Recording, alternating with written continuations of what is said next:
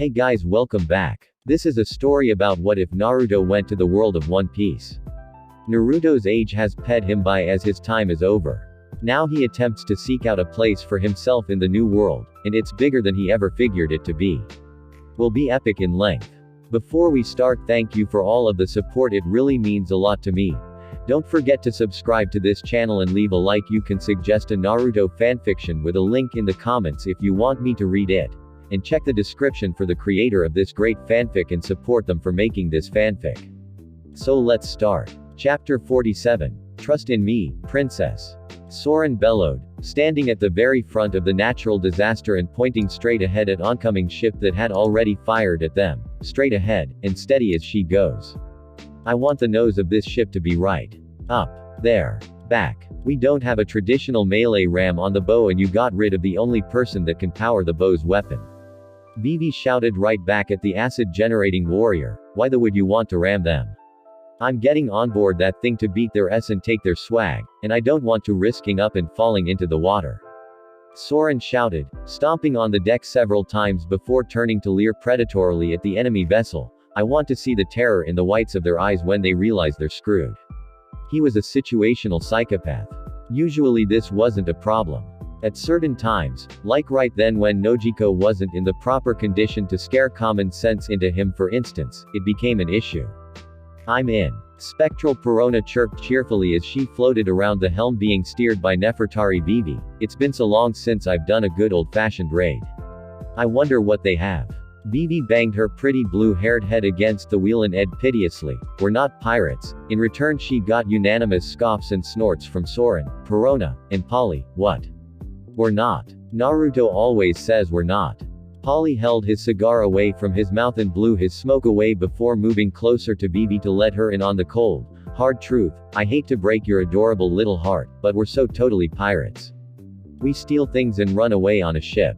Case in point, for example, when Johnny and Yosaku fixed that sword fighting tournament a while back and stole the prize money.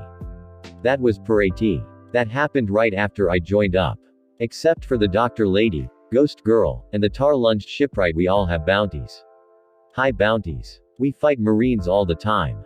Our humble captain broke his foot off in Admiral Aokiji's taint, if you don't remember. Soren pointed out with a swirl of his finger. That's some pirate right there. And besides, I don't see why you have any problems with it, Perona said, her ghost form floating upside down in front of Vivi's face. If it helps, just think of it as pirate on pirate crime. Polly grinned at that bit of reasoning. If a pirate robs another pirate in the middle of the ocean and no one's around to see it, is it really a crime? A rousing round of oohs from those that were intrigued by the paradoxical rhetorical question only made Vivi bang her head on the wheel once more. By a show of hands, Soren said, who wants to go over there and steal all of their? Perona and Polly raised their hands, all opposed. Vivi, of course, but it was 3 against 1. Those not on the deck don't count. The eyes have it. Let's do this. I wish Naruto was here, Vivi said. Soren just rolled his eyes. You heard Uzumaki's clone. He was going to just sink the ship, plunder and all. You don't sink the ship until after you get the loot. That's day one stuff. What kind of pirate is he? We're not pirates. Vivi insisted with a serious pout. We're not. She was gleefully ignored. Meanwhile, with Naruto Isle of Women Amazon Lily laying on his back, head resting on Kurama's sleeping form, Naruto stared up at the sky while waiting for Marguerite to request to return to the island. This is boring, he thought to himself, almost wishing that Kurama was awake so that the fox could him out over the reason that he'd been angry about earlier. Getting into an argument could be better than doing absolutely nothing. Then again, Kurama usually doesn't understand it when I say that I've got to do what I've got to do. Sighing to himself, in reality Naruto was dreading the shout and bite fest that would ensue when he tried in vain to explain why he used Rinne Tensai no Jutsu when he did and why he did. A bolt went off in his head, sending him a clone memory of looking overboard before being unceremoniously dispelled. Soren. On one hand, he could go back and completely emasculate Soren in front of not only their crew but the crew that he had eradicated Naruto's clone to fight with in the first place. That would be fun. On the other hand, he'd promised that he'd be a hostage until Han wanted Marguerite to return. While that hostage stuff was mostly empty, because if he was a real hostage the sky was also made of premium liquor, it was still a promise. When you were trying to establish a rapport with an organization like the Kuja tribe, things like that, though small in the grand scheme of things, could go a long way. Anyway, Naruto's crew was tough. Even with Johnny down, they didn't need him to run in. If these were people he needed to protect every step of the way, he'd have never taken any of them with him. Byron was way stronger than anyone else figured either, and it was time that someone other than him got to see just what that man could do. He had been a captain on the Grand Line in his own right before he'd been captured as a slave after all. It would be hilarious to come back and see if Soren reacted to seeing that his spot as tippy-top dog first mate was threatened by the unassuming musician guy supplying his alcohol vice. It might persuade him to spend less time idly drinking and maybe bear more of the load that didn't directly revolve around fighting. So are we going to talk about the very, very stupid thing that I know you did, or are you going to procrastinate and fail to lie to me? Kurama asked lazily, though his tone held no sense of playful mocking. He was evidently still quite heated about what he'd discovered with Naruto's physical state of being. It was better to get this out of the way now. At least in Amazon Lily there was less of a chance of Kurama trying to transform and give him a beatdown. He wasn't sure how much of the place would be left standing if he did. Fine, Naruto admitted with a sigh, I used it. I used the Rinne Tensei. On what? On an entire village that got defeated by these pirates we ran into. What village? You didn't even find out the name of the village you used it on, did you? That was a question that Naruto honestly couldn't answer. It was quite unfortunate, because he was about to be presented with another one. How many people did you save? A few hundo tops. Oh dear sage, he wasted his life force on a few hundred people. Cue a nine-tailed slap to the head, you're lucky you dumb. You never used the jutsu before on anything. Ever. Why there and why them? That was an easy question, one that Naruto was more than willing to defend himself against. Blue eyes set on Kurama in a glare as he sat up off of his friend. Naruto spoke, they weren't pirates, soldiers, ninjas, or anything. They didn't pick the sort of life where you've gotta expect to die. They were just people born on the Grand Line, the wrong place to be with all of the freaks and jerks that drift through. I don't regret what I did, so you can be as pissed as you want to. You can just get over it. Kurama growled at Naruto, his eyes taking a demonic glow to them for a few seconds before remembering who he was trying to swell up against. He could admonish Naruto for being dumb, but when push came to shove he couldn't actually scare him at all. Like I said, you're lucky. I've noticed that many of these humans have a distinct lack of developed chakra systems. If you had to do the same thing to people that were actually powerful, it would cost you your life to restore them. Break that down for me a little more, and be specific, Naruto requested. I didn't ever find out how it worked other than the ways I could actually see up close. I'll use your crew as an example. You could restore all of the women on your crew, but the blonde, happy one would be extremely costly to you, more so than any others. The men are markedly more difficult, even though the blonde woman by herself would be harder to resurrect than all of the men other than the acid man. All of this talk about what if scenarios brought about one that Naruto's wizened mind had thought of multiple times in the past, seeing as how if things kept going the way they were he would outlive them all. Could I bring them all back if I had to? The 500 million belly question. Kurama did not mince words. He didn't need Naruto wasting himself trying to give people a swow at the second chance sweepstakes. They're too strong altogether. Bringing them all back would kill you. Just bringing back the acid-spitting one alone would an extreme amount of life out of you. It would take me time to restore you to a workable degree, because you would, Nagato, yourself. Even then I'm not certain if I could put you back to the way you were if you brought back anyone around your level so to speak. You were only supposed to get one use of Rinne Tensei, and you could bring back multiple people, but it would kill the user upon completion. Naruto somewhat cheated because of the unique composition of his body makeup, his overwhelming amounts and force of his chakra, and the underdeveloped chakra of the people he'd restored. Bringing back actual warriors though was something else entirely. Are you trying to scare me? You've got to know better than that, Naruto said with a small grin. I'll keep all of that in mind though. He'd keep it in mind. It didn't mean that keeping it in mind would keep him from doing it regardless, because Kurama had answered his question, even indirectly. He could do it, it just wouldn't have a very happy ending. I'm just saying, you can die, Kurama stated informatively for Naruto's benefit, If you hid on the mountain with the toads you would probably live forever, but you would never do anything so boring. If you pull a Rinne Tensei and die, and kill me while you're at it, I will torment you in the afterlife until I respawn. I'm only making sure you realize that. Got it? From where he'd set his head back down on Kurama's torso, Naruto could hear a low rumbling from his vulpine partner. What the? Sitting up, Naruto looked over the other side of the fox to see that a woman's hand had sprouted from the ground to rub Kurama's neck. Robin. He wondered how much of that she heard, and from the fact that she could form any part of her body on any given surface such as ears or anything, she probably heard quite a bit. How she managed to sneak up on him he had no idea. Probably a mix of her being naturally sneaky due to how she had to survive as a child, and her completely lacking any sort of malice to him whatsoever. Kurama bites people when they try to pet him. Robin-chan, Naruto warned aloud, feeling a second arm appear to pet him as a joke. I might too, but then you might like that better. Do you gain power from lying out in the sun? Robin asked with a calm smile on her face, one that hadn't been there since he'd found her at Tequila Wolf. It was good that it was back. She was much prettier with that aloof air she had often kept before everything had gone to pot. It would explain a lot if you did. No, but now that you say that I'm thinking there's probably a way I can do something with that. Seriously, that had him thinking. How hard could it be to harness the power of the sun for his own purposes? People did it all the time back home for solar energy and things like that. It was worth looking into later. Anyway, what's up? Come with us to Marineford. Whoa. What? Squinting his eyes while looking at someone for the first time in a long time, Naruto regarded Nico Robin closely. I'm kind of supposed to stay here until the Marguerite girl wants to come back. I'm a hostage. Boa Han is insisting that you accompany her as she takes Luffy and Rayleigh to Marineford, Robin said as she leaned against the wall nearby. I can see why. If she left you alone, what would keep you from just teleporting home? As if to insinuate that Han could stop him if it really came down to it. She baited him, and it was almost a reflex for him to say what he did next.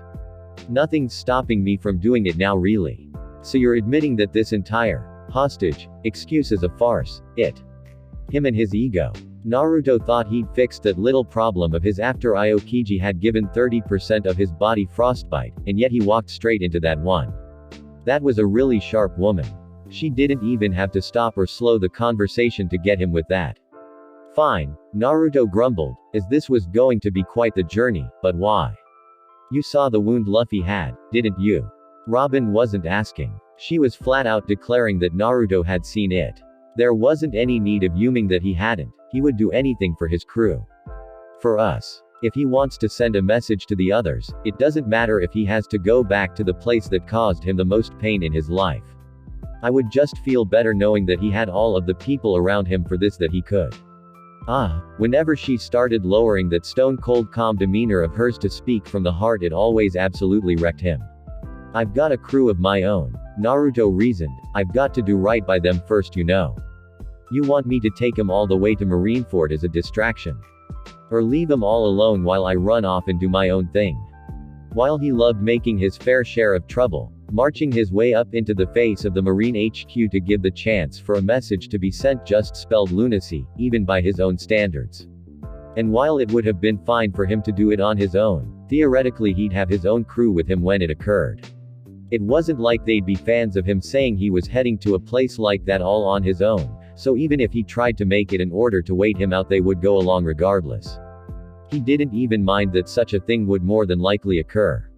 At heart he resented the idea of leaving them behind more than any other plan anyway, even for a few days.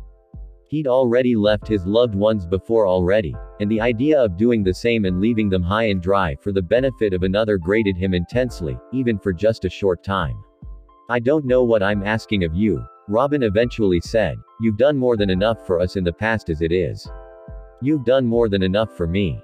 The favors still have yet to be returned. I don't do what I do because I want something back, Naruto explained. I do it because I care. He let out a sigh while Kurama snorted to hide a stymied chuckle. I can't drag my crew into some danger like that, but I can do something for you to try and loosen things up. Meanwhile on board the natural disaster, just for reference's sake, Byron said as he finished loading a cannon with Soren stuffed into it, the princess has a serious problem with your course of action.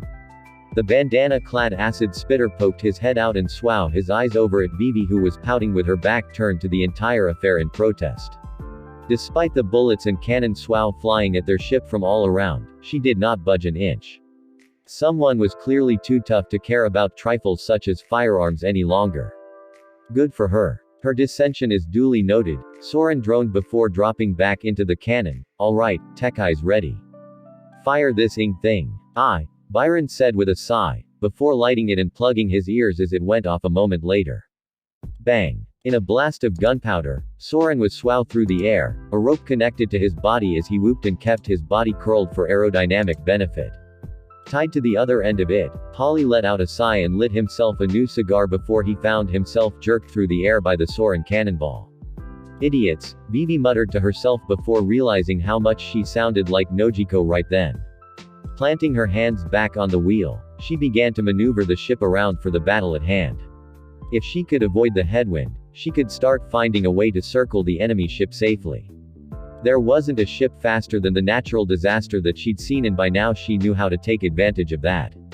While Vivi was unaware of it, she had become a very serviceable helmswoman. Despite thinking that she needed Naruto to direct her, she was used to being the one in control of something like this. As subtle as it was, such a hands-on practice was an illusion to her to be ruler status. She was the one with control over where they went and how they moved.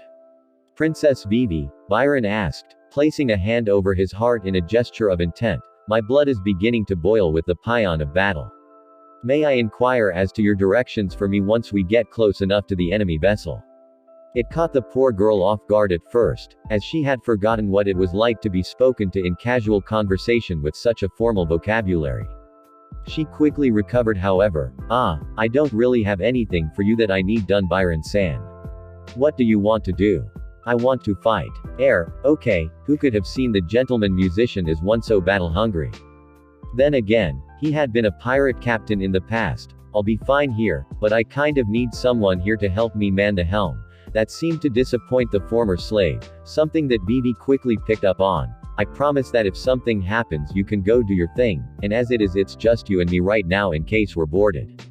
Byron's eyes lit up with an all-new fire in them. By God, you're right, princess. As of now you and I are the only thing keeping the hounds of the enemy from ailing our comrades inside. I will not fail you or them as the main guard. Well, that little situation had been handled, though Vivi admittedly really did want to see just how Byron fought. She knew that he used his hair as a weapon due to a devil fruit, but how he did so was still lost on her and many of the others. How strong could he have been though? Captain or not, she'd seen pirate captains that couldn't lace up the shoes of some of the other lower-level pirate members of other crews. But for some reason none of the active experienced fighters on the crew had ever questioned whether or not Byron could handle himself or not. She'd find out eventually, she hummed. On board the fire tank pirate's ship, to the amazement of the mafia-looking pirate crew once they stopped firing at their designated target, only 2 members of the target ship's crew came to fight them. The consensus opinion after seeing their eyesore of an orange ship with tree-like masts was that the members of that crew must not have been wrapped too tight. Only too late did they begin to recognize who they were messing with when they saw acidic steam flying off of the body of the figure that had fallen from the air, swow at them from a cannon. Polly landed smoothly in his own right, though he'd bitten through his own cigar mid-flight, making him rather cranky upon landing. We're the Foxhound Pirates, blah blah blah, here for all of your valuables. He was not a fan of all of the rifles and pistols being pointed at them and let his opinion of such be known. High-pitch knives. From his sleeves faster than a gun's flew several long ropes with sharp blades tied into the knotting, cutting and tearing into the enemies surrounding them before they retracted back from whence they came.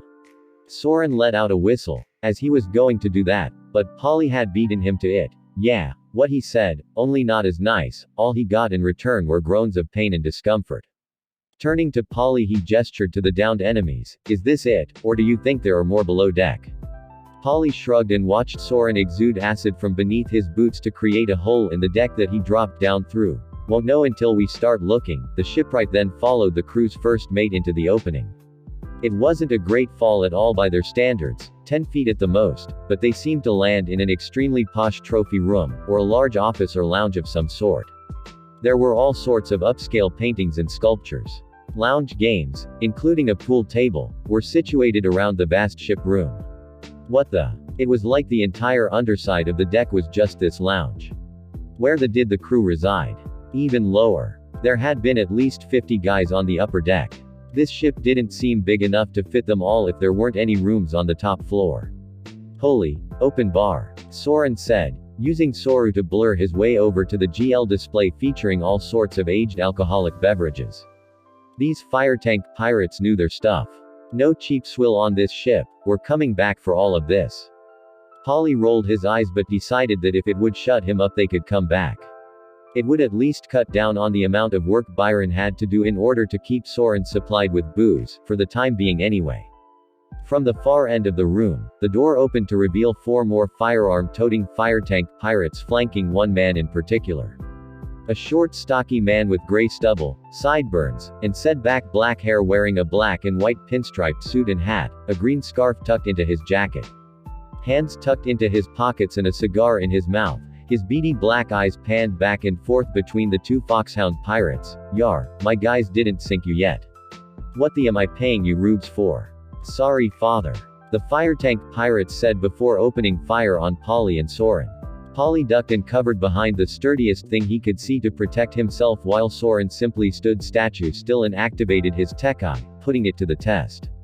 15 seconds later when the murderous fire ceased, Soren was still holding up the neck of a shattered bottle that he'd been planning to sample before it had been swallowed by the now dumbfounded fire tank pirates. Drink up, it's Saturday. Spoken like a true alcoholic, Polly said, popping back out from behind cover, it's not Saturday. Alright, it's Sunday then, Soren reasoned, Jesus had wine at the Last Supper. It's not Sunday, Polly deadpanned. Monday then, Soren said with a shrug of the shoulders, first day back at the job. It's not Monday either. Whatever day it is. Tuesday. Crew's getting on my god nerves. Wednesday. Hump day. Thursday. It's almost Friday, time to celebrate. Friday. Thank God. Clearly Soren always had a valid reason to be drinking, for one reason or another. Polly sighed before hearing the sound of guns being reloaded. Oh, that's right. This is happening. He swung out several ropes from his sleeves, wrapping them around the arms of the well-armed pirates before sharply pulling them all inward. Rope action. Round turn. With one yank he jerked them all inward and smashed them together with scary force. How much force? Well, there was blood on the floor where they all landed. A fairly unnerving amount of blood. You're going to want to get them a doctor, Polly said, continuing to smoke his stogie. I don't waste space with having doctors here, Bej said, not sweating the devastating injuries that had been dealt to his men both on the deck and right in front of him. If I need more guys I replace them, simple as that. You think taking down 70 or 80 guys matters much? I've got to have some people out running the ship after all. What the air you talking about, Tubbs? Soren asked with a shrug, you're saying you've got more guys. This ship couldn't fit many more than what they'd already gone through. It wasn't that big, and this room on its own took up most of the entire floor of the ship they were on, where? As he asked this, Bej smirked, a row of miniature gunports forming all across his torso in the direction of Soren and Polly, tiny cannons aiming their way. Yes, it was quite a freaky ability, however after having seen what they'd borne witness to throughout their journey it wasn't really that impressive at first glance. As far as devil fruit powers went, while it was one of the more unique ones it wasn't as intimidating as some others. Are you serious? Soren asked aloud, you might as well shoot me with a BB gun, those cannons are so little. It'd probably do the same amount of damage. Bej just smirked and plucked his cigar from his mouth to speak clearly and concisely, no pirate has the natural firepower I do. The cannons were fired, and from then on out there were officially no more jokes to be made. While the cannons might have been small, after it left his body, the ordnance was full-sized. Boom. Meanwhile on board the natural disaster, Vivi could only look on with stunned eyes as an entire side of the enemy ship was blown off entirely. She hadn't requested Byron to fire a single swow with any of their guns, so it wasn't her. It had come from the inside of the vessel. Did Soren and Polly find the place where the fire tank pirates kept their armaments? No, because they wouldn't have tried to sink the ship while they were still looting the place. Blowing things up wasn't either of their styles anyway. The door to the interior of the ship flew open to reveal Miss Valentine after hearing the sound of the deafening explosion from inside. It took her only a matter of moments to realize what had begun to happen while she'd been making lunch for everyone. Wait, did we get into a battle while I started cooking? She didn't know if she was more concerned or put out that a fight had started without her. She did tend to get a bit engrossed in her meal preparation when she was working for everyone on the crew. As far as Vivi was concerned, having more hands on deck was just fine with her. Soren, Polly, and Perona were gone. Yosaku was inside dead asleep. Johnny was still badly hurt and being watched over by the Kuja girl. Nojiko's head was still splitting itself apart from the inside, and Naruto wasn't there. I can't believe this. Naruto's not here, Soren's not here, and Nojiko's under the weather, Vivi thought to herself, gritting her teeth at the sight of the smoke and fire coming from where 3 of their crew members had gone. Does that mean I'm in charge by default? Miss Valentine wasn't really a leader despite the fact that she was the most powerful fighter currently on board. She was the type to go with the flow, and she wasn't one to issue any sort of command to anyone for anything. Well, if Vivi was the one who was technically in charge, that meant that she had to take responsibility for everyone else. She was a princess, someone who was supposed to be able to lead others, so she had to step up to the plate. Now was when it counted, and even if she wasn't the strongest, there had to be something she could do. Right. I'm in charge. And with everyone else with me, there's nothing too tough for us to handle. She wasn't alone, and she wasn't about to let anyone down if she could help it. She just hoped that the others were alright. To think that anyone would have been willing to inflict such devastation on their own vessel, it was maddening. Sure, Capone Beige had a ship roughly the size of the natural disaster, but not a single member of the Foxhound pirate crew would have ever been willing to use an attack powerful enough to take out the entire starboard side of their method of travel, of their home. Floating up through the floor of the ruined ship level, Perona took advantage of her spectral form to search through the wreckage caused by only one attack from the Mafia-styled pirate. While Soren and Polly had been cleaning house, she'd been locating the enemy treasure stash. Then Beige blew most of the left side of the ship away with a cannon volley from inside of his own body that could have blown the walls off of a marine base. Oh no, the ghost girl mumbled to herself as she floated around the afflicted zone of devastation. Much to her surprise, she was actually concerned. She was concerned for them. Imagine that, ugly acid man and ugly rope man, they couldn't really be, could they? Why in the world did she care? They were just some silly crew, and they'd tied her to the front of their ship. But that had been quite some time ago and she hadn't been down there for very long, and they weren't bad. Sure, she wanted to take that pretty little princess from Alabasta down a peg, and the men were all ugly brutes to her, but the women were all nice enough. Kurama and Karu were both adorable, and Gecko Mariah was nowhere to be found. Being with them was so much better than being alone on what was left of Thriller Bark. At times it was even fun. Disc. Her attention was drawn to Capone Beige, who wandered out from behind a mostly destroyed wall. Those idiots just had to piss me off. Now I've got to take out another ship and restaff it all over again. I have all of those things with me already, but that isn't the point. You ugly jerk. Perona shouted at him, flying through the air only to pee through him near harmlessly once she reached him. She then remembered that her astral body wasn't dangerous without her utilizing her attack ghosts, and she immediately readied herself to get him back. I'll make you wish you were never born. I'm supposed to be afraid of a little girl? Beige asked, tapping the ash off of the end of his cigar as he ignored the creepy feeling of having Perona fly through him. Why don't you just float off like a good brat? Gritting her teeth as tears of anger and a bit of regret pricked at her eyes, small ghosts broke themselves away from Perona's astral body and began flying around frantically, like bees buzzing around a hive. If he wanted to blow something up, she'd give him something with some bang to it, her mini hollows. Any inclination she had to fight for some bit of revenge faded when she heard the disgruntled order come from a pile of debris nearby. I thought I said this guy is mine. That means you too, ghost girl. She didn't think she'd ever be happy to see or hear Soren of all people, but her heart lifted when she saw him render a pile of the ruined ship to a bubbling mess, dragging Polly by the neck of his jacket. Polly was out cold, and Soren looked as if he'd rolled around in a furnace, but he was still standing and seemed more pissed off than injured. That Tekai was effective to stand up to that many cannon swows at once. Hey dandy, Soren said, grinning with his sharper than average canines. You might have a lot of big guns in there, but your aim s. Only 4 of those hit me at most. Only 4. Perona thought to herself, as she floated over at the unconscious Polly, trying to get his vision to focus on her. He was a grumpy, surly old deckhand, but he hadn't been that bad to her after the initial prisoner phase had worn off. He was like a gruff uncle. Are you alright?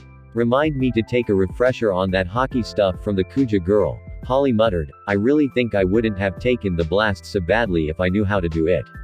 Soren's eyes set on Polly for a moment before his glare returned to beige. He spit onto the floor and ignored the sizzling noise of his loogie melting through. This was all my fault. He thought to himself. Yes, he was in hole, but he honestly hadn't expected any of his actual crew to get hurt. Short-sighted things like that. Apparently joining a crew hadn't taught him much about team accountability until right then. All of his fights had been solo efforts. For once he'd fought someone with an overwhelming attack ability and no qualms about using it without trying to precisely aim it. It was a lesson almost too hard to have learned. If he himself hadn't been iron tough, Polly might have bitten the big one. Some first mate he was.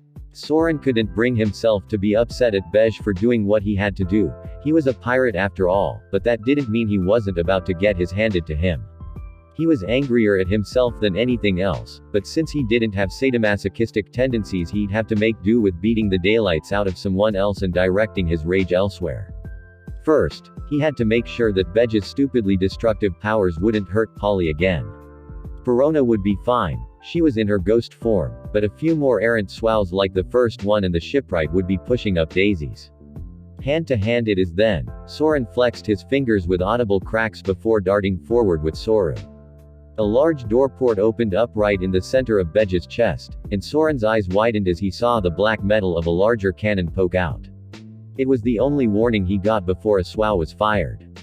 Boom. The swow missed, but it forced Soren to cut out from his attempt to attack.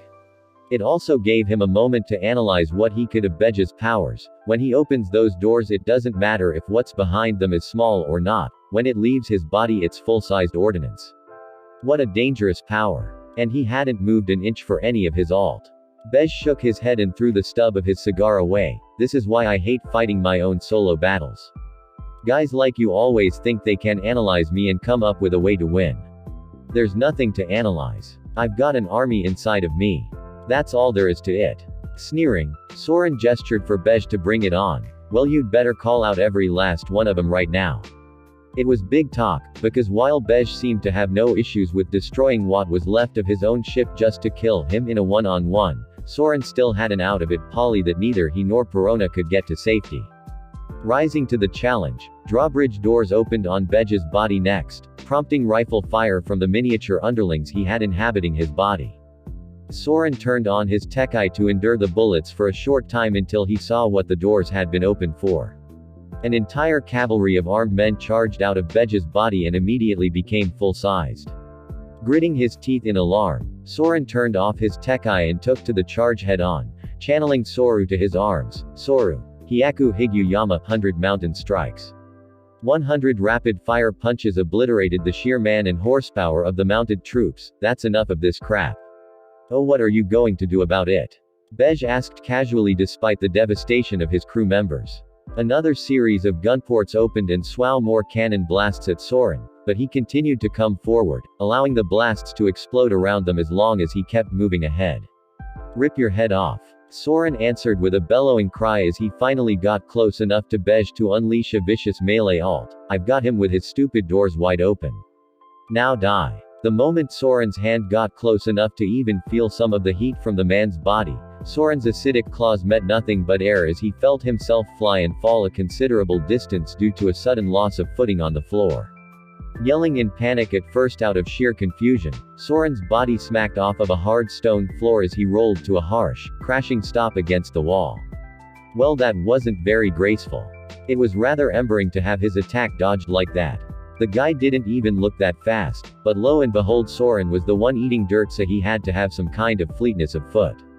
That guy is so getting a tiger jackhammer for tea. Soren stopped himself when he realized that the floor was stone, not wood. The floor of the ship they'd been fighting on wasn't stone, huh? Creak, thump. Looking up and back from whence he came, Soren saw a large drawbridge close up and seemingly meld with the rest of the stone wall. Stone wall. Amid his confusion, hundreds of armed guards came swarming from every room inside of this apparent fortress, armed and ready to eradicate him. Wherever Soren was, he knew for sure that he wasn't on the ship any longer. What the s going on? He pondered aloud as he began defending himself appropriately from the onslaught. Verona couldn't believe what she'd just seen. Soren was about to take Capone Bedge's head off, and just like that he vanished right in front of her eyes. What? The pink-haired girl said to herself in a barely aware Polly, but nothing even happened. That guy didn't even do anything. She'd been watching the entire time, and Bedge had hardly blinked. All that happened was his stupid drawbridges closing a second or two after the foxhound pirate first mate had disappeared. I don't have to do anything, Bedge responded. Like I said, I've got underlings to do everything for me. All inside of me. Your friend is about to find that out firsthand. What are you talking about? Do I have to spell it out for you?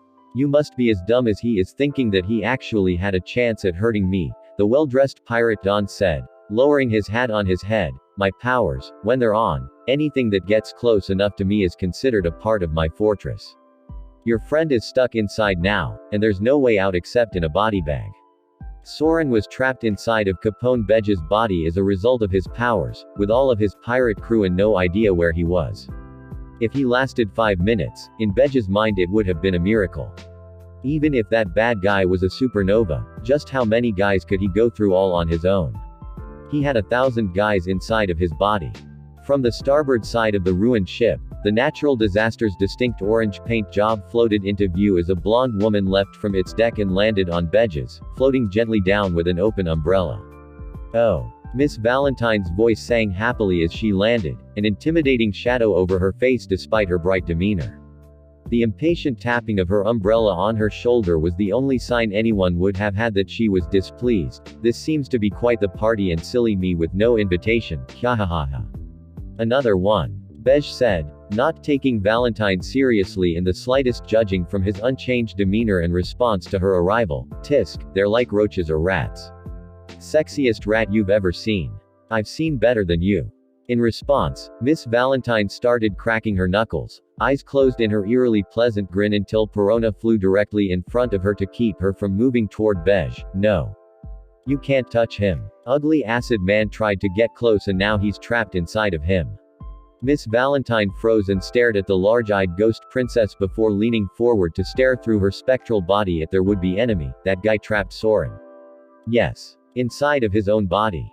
Yes. It's like he's a human fortress.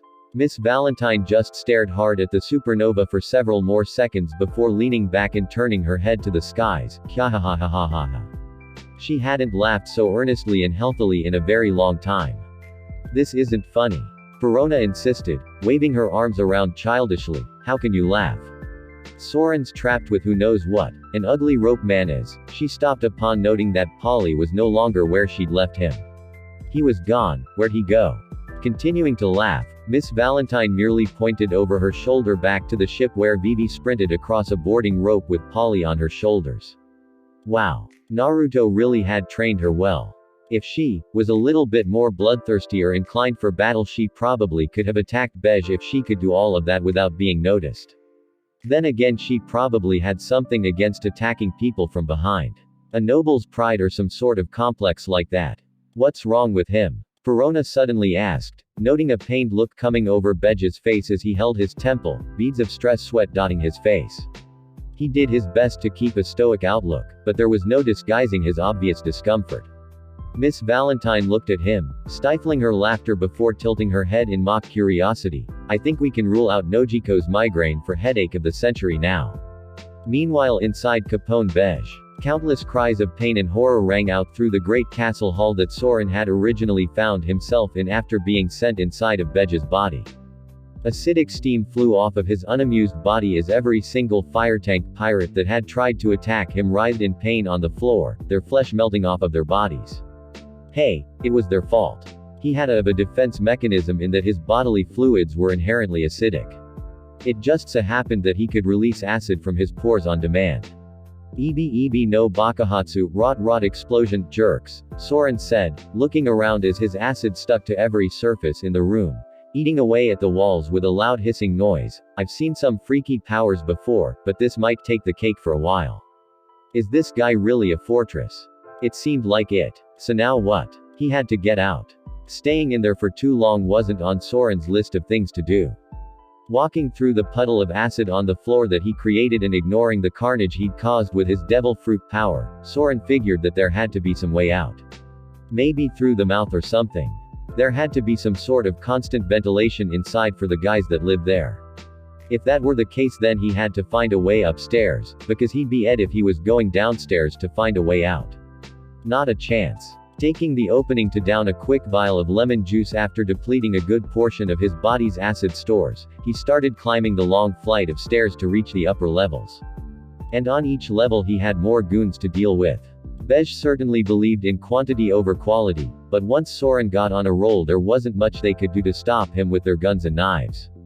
He hadn't even bothered to try and count them. After a while it would have just been a practice in monotony. Just as long as he found a way out, that was all he really wanted. Eventually, he hummed that he'd reached the man's head. He thought it was at least because there were no more stairs heading upward, and there were two large, oddly reflecting orb-esque windows that he could see Miss Valentine and Perona through. Kill him. He can't get away with running around inside of Father. Turning around, Soren jumped away from the stairs in enough time to back and throw a pair of tearing kicks at the incoming fire tank pirates charging up them. Rankyaku, Kiba o Yukai, storm leg, dissolving fangs. The long twin blades of compressed air flew out vertically from the F and touched from floor to tall ceiling as they ripped through the floor. The stairs were hit, including the men just coming over the crest of them. The walkable portion of steps that hadn't been destroyed slowly melted away from the forceful and liberal application of a powerful dissolving agent. In other words, there wasn't going to be anyone else getting up there that hadn't already been there to begin with. And from the way the few up there regarded him upon his arrival, with serious concern, along with the fact that no one had come from anywhere else to attack him, Soren would have put money on the 20 or so manning what seemed to be communication controls being the only ones with him.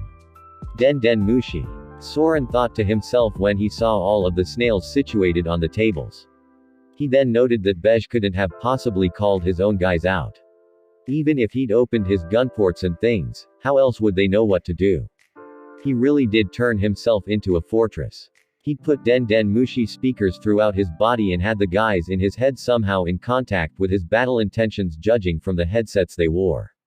They could see the fighting happening from behind Bej's eyes, and they were the ones that issued the orders from their boss to the rest of the fire tank pirates. How long did it take him to get all of this? And how long would it take Soren to make a big mess of what was left of it? Ebi no aim, rot rain. His cheeks quickly swelling up, Soren fired a spherical swow up at the ceiling. As it hit, it exploded into a downpour of acid that precipitated down on everything in the room, coating the walls and floors with the caustic fluid. It had more of an effect than he thought as well, as on the outside, Bej wiped at his eyes as they teared up from behind. He could feel this. He could feel this. Did that mean that he could feel everything? That control panel was more than just a large desk. It had to be connected to, or had to represent, something very important. Without a second thought, Soren started opening and quickly downing every vial of lemon juice he had left on his person. He'd need to make more, but that was a small price to pay for leaving Bej with quite the parting gift. What's wrong with him? Perona asked, venturing a chance to float in front of Bej and wave her ghostly hand in front of his face. He's not even paying attention. Miss Valentine stood patiently, twirling her umbrella idly as her green eyes seemed to try and penetrate Bej's form. She couldn't figure out what was happening, other than the fact that Shop was thoroughly being wrecked inside of the man's body. At one point, Bej stopped fretting over the obvious discomfort that his entire body was in, downward up, and eventually seemed to go blank for lack of a better term. It was strange. It occurred over a matter of less than 5 minutes, but the progression was intriguing. Perhaps he'd managed to stop Soren. That line of thought fell to the wayside when Perona let out a quick shriek. The reason being that Bej's eye was knocked out of the socket, dangling from the connective nerves as a miniature Soren jumped out and returned to normal size, dusting his hands off as he walked away. Miss Valentine lightly clapped her hands as a form of light applause, violent display or not. She'd seen worse than a lost eye before. Soren stood quite satisfied with his arms crossed. And I did that stone cold sober, he boasted with a toothy grin. No you didn't, Perona said, having seen him drink before the battle started and even while he'd been on board the firetank pirate ship. That was disgusting by the way. It's the only way I had out without melting a hole through his head, ghost girl, so it could have been worse. What did you do to him by the way? Would you believe that I melted away a chunk of his brain? The man pointed back at his victim with his thumb. We can get Dr. Girl over here to check if you don't. Both women cringed at the mere thought of such a thing. Really? That was intense. Why did all of Soren's victories have to be so graphic in comparison to the rest of theirs? At least they didn't have to actually see it. Miss Valentine started to say, trying to find the proper adage for the conversation, a really sadistic person. She quickly gave up and fell back on a default. Hey, I just wanted to steal their stuff because they swore at us first, Soren said before shrugging. This is poetic justice as far as I'm concerned.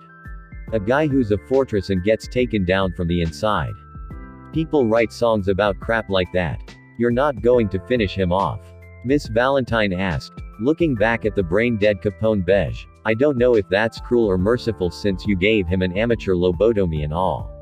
Soren gestured with his hands as if they were a balance beam. It's either kill him and trap all of his guys inside of him since his powers won't work anymore after he dies, or let him live brain dead but keep all of his guys alive.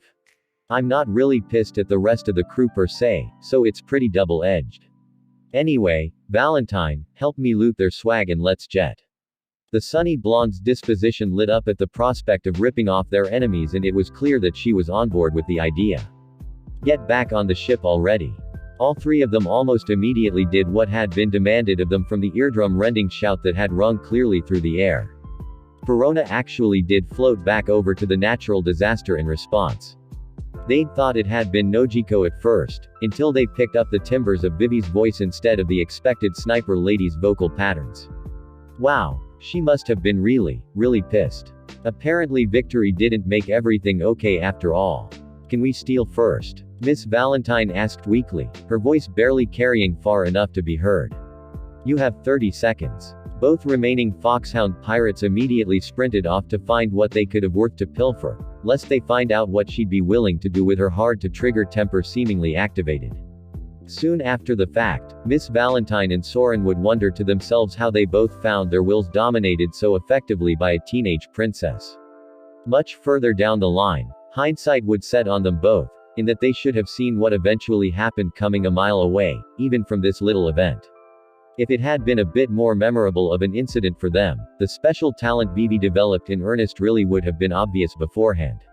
With Naruto Isle of Women Amazon Lily on board the flagship of the Kuja pirates, supplies were being loaded for another trip back to Marineford, as well as medical equipment just in case it was needed for Luffy. Are you certain you wish to do this? Jinbei asked of Naruto. Having been re-bandaged after his short conflict with the Foxhound pirate leader, you don't owe anyone anything. Naruto gnashed his teeth uncomfortably before grunting, it's not about owing somebody something, or doing this for a favor. I can't just do nothing when one of my friends is trying to reach a bunch of my other friends. You can't ignore that. I've got to do something. He just wished the something he had to do wouldn't have been so troublesome. Oh, who was he kidding? He wanted this so bad it hurt him sometimes to think about it, but it was still ultra irresponsible to do. At least it would have been if everyone else on the crew that knew the Straw Hat Pirates wouldn't have agreed that what Naruto planned to do was for the best. Nojiko probably wouldn't even hit him with her pistol, shoot at him for being or call him a maniac. Since this was for Nami as well, it would be swept under the rug. It was basically a license to act like a blowhard, just as long as he got as much attention as inhumanly possible. Kurama was definitely down with that. Jinbei nodded to what Naruto said but quickly excused himself upon noticing the presence of someone behind the ninja. Naruto turned around only to find himself looking up at the face of the taller Boa Han. He was trying so hard not to let his eyes stray any lower, but if they did he already had an excuse ready, as looking at her chest didn't require him to look upward. We will see you in a matter of days, won't we? She asked, arms crossed over her chest as she tried to look impive and keep her face from getting red at receiving his full, undivided attention so close. You'd better hope not, Naruto answered with a frown. If you see me while any of this is happening, that pretty much means I screwed up. You might see me afterwards, I guess, maybe, he said, letting the question linger to try and get the snake princess to squirm a bit. I'll hold you to that, Uzumaki. To what? To a maybe. You couldn't do that. It wouldn't do to have you captured or killed so early after the Kuja pirates have considered you and your crew allies. Return Marguerite once you've returned to your ship if you would. Naruto nodded and jumped into the air with a heel C before landing and teleporting away in a flash. You had to leave him with a little flair. Han simply watched where he'd been standing before letting out a breath she didn't know she'd been holding and looking out at the ocean. What Naruto was about to do, what he'd volunteered to do to keep eyes off of her ship as she took Luffy back to Marineford, it was tantamount to insanity. But he was so certain that it was something he could do to make things easier for them, and it wouldn't be taking his crew out of the way of where they were intending to go next. I used to be worried that he couldn't handle something like this as well, Nico Robin said, watching from the gangplank, much to Han's surprise. Seriously, that woman had her own special brand of stealth when it came to showing up unnoticed. It was uncanny. I remember the very last time I didn't believe in him. The last time I thought that there was something beyond his capabilities to handle. You've known him for how long? A year at most? Han asked. This is the grand line. I'm sure you're aware of just how much trouble you can cause in under 12 months. Indeed she did. It only took her a year as a pirate to become a Shichibukai, so her original point was rather moot. Shaking her head as she walked the rest of the way up onto the ship, Robin smiled serenely. It's wrong of me, but I believe in him. I promised that I wouldn't doubt him again after the last time that I did, and I'll keep that promise. He keeps his own after all. Even if that promise is to intentionally bring to bear the fullest wrath of the Marines that he can provoke. Heavy footsteps on the ship sent the view of both women to Silver's Rayleigh, the great legendary pirate smirking to himself as he walked past them, seemingly paying no real mind to the conversation at hand. He did choose to chime in as he departed, however. You're speaking of the man who fought the Pirate King and his crew on a whim, for the sake of a local, legendary Leviathan of all things, Rayleigh said. When he says he's going to do something, if I were you I'd go ahead and consider it done already. With that being said by perhaps the most respected pirate either of them knew of, there was really nothing else that Robin could add, her mysterious smile only seemingly to increase in its mirth. You have to admit, that kind of resolve and the presence to reinforce it is very appealing. True enough. He was going into action for the sake of his allies, the Straw Hat Pirates, and now the Kuja Pirates as well. All in order to help Luffy, and East Han in lending him a hand so that her Shichibukai status was not put at risk. It is rather refreshing, Han said, rubbing the head of her snake weapon as she thought to herself. Chapter 48. Anarchy Rules. Grumpy Vivi was a new thing. This was a girl who simply didn't get cranky over much of anything. She was the youngest on the crew, thus making her the least jaded to everything, and she was a delight to be around. Everyone loved her. She was the brightest spot any of the Foxhound pirates would find on a bleak day. She was gentle and forgiving, and even when stressed she usually got over it quick enough to remain the emotional anchor of the group. As her temperament went, so did the attitudes of the natural disaster denizens more or less. After he'd returned, Naruto noticed this. He carried a sleeping Nojiko to her bed from the infirmary for rest in a more comfortable environment and found everyone except for Polly and Perona inside the common area playing cards, sans Vivi. Playing cards. The most mundane activity he could think of for people that he knew for a fact were anything but. He had expected something more actiony, but no. They were sitting and behaving like scolded children. Big, and in Miss Valentine's case, sexy, scolded children.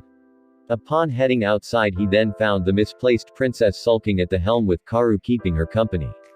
Apparently running the ship was her favorite thing to do when she wanted to think.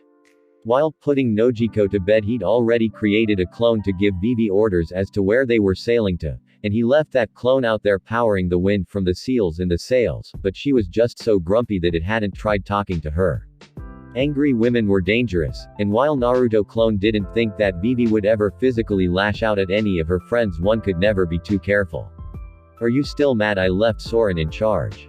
Naruto eventually asked after checking in with the clone he had powering the chakra-based speed boost of the ship, if Nojiko was down there really wasn't anyone else I could put in that spot.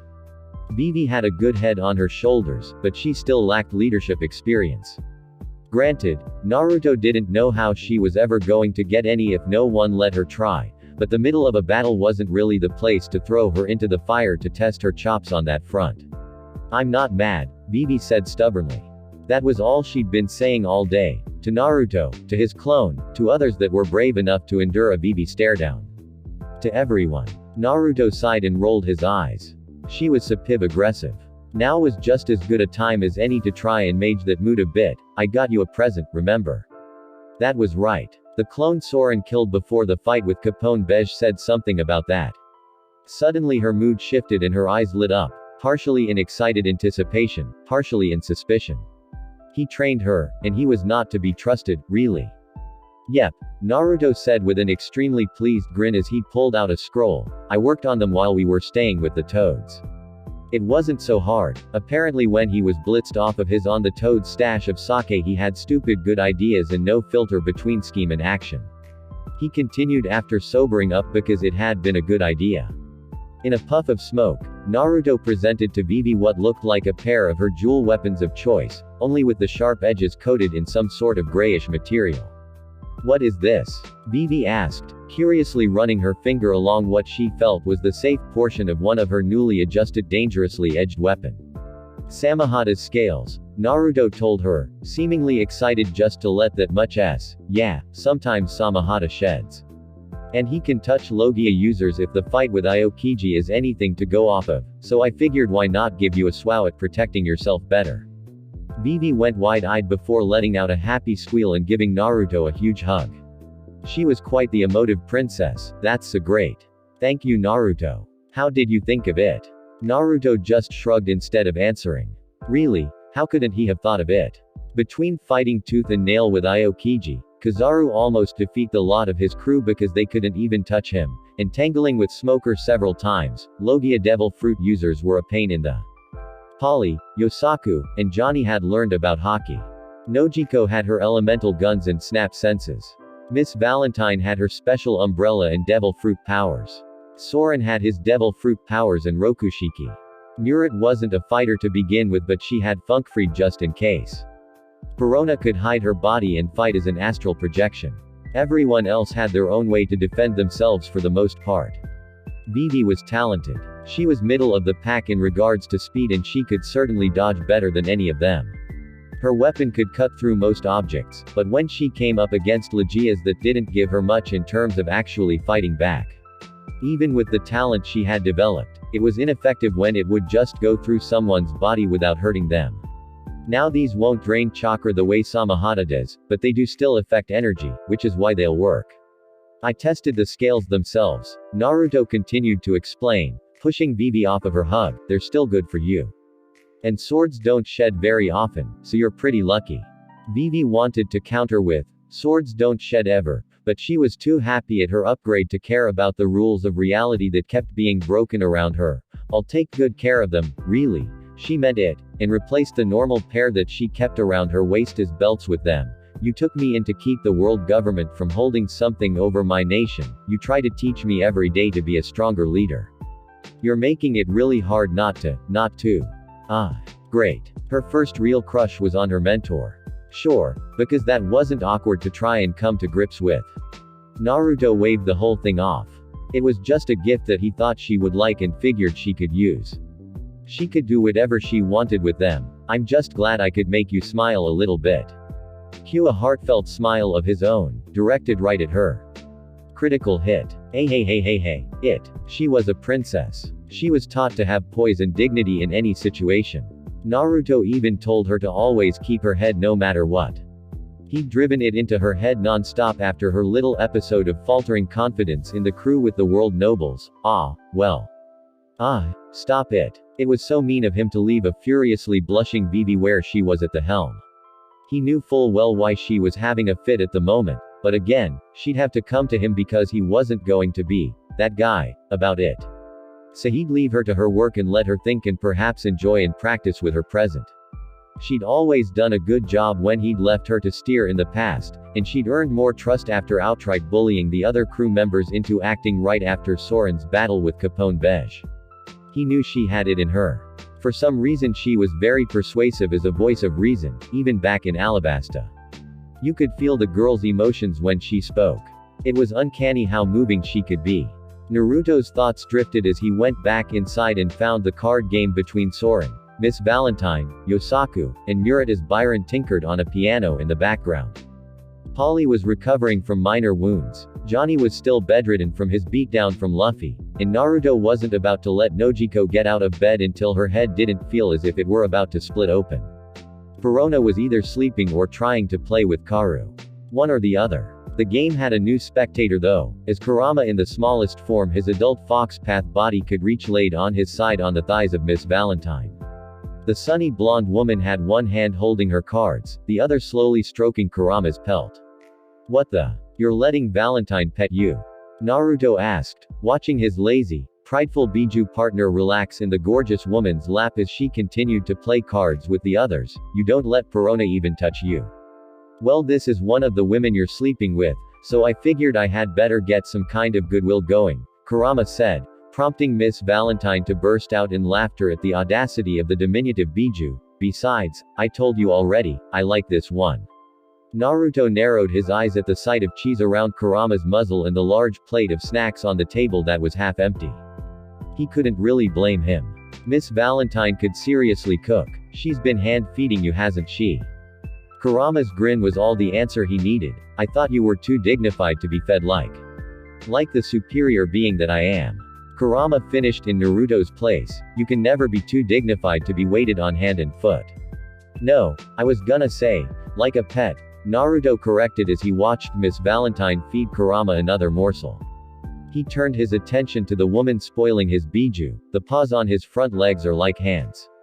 He can grab stuff and feed his own self. Miss Valentine just laughed again and gave Kurama another snack as she spoke to the fox. He's just jealous it's not him I'm feeding. Jealousy is an ugly thing, Naruto. Naruto deadpanned, forming a hand seal that immediately caused Kurama to shrink in size further.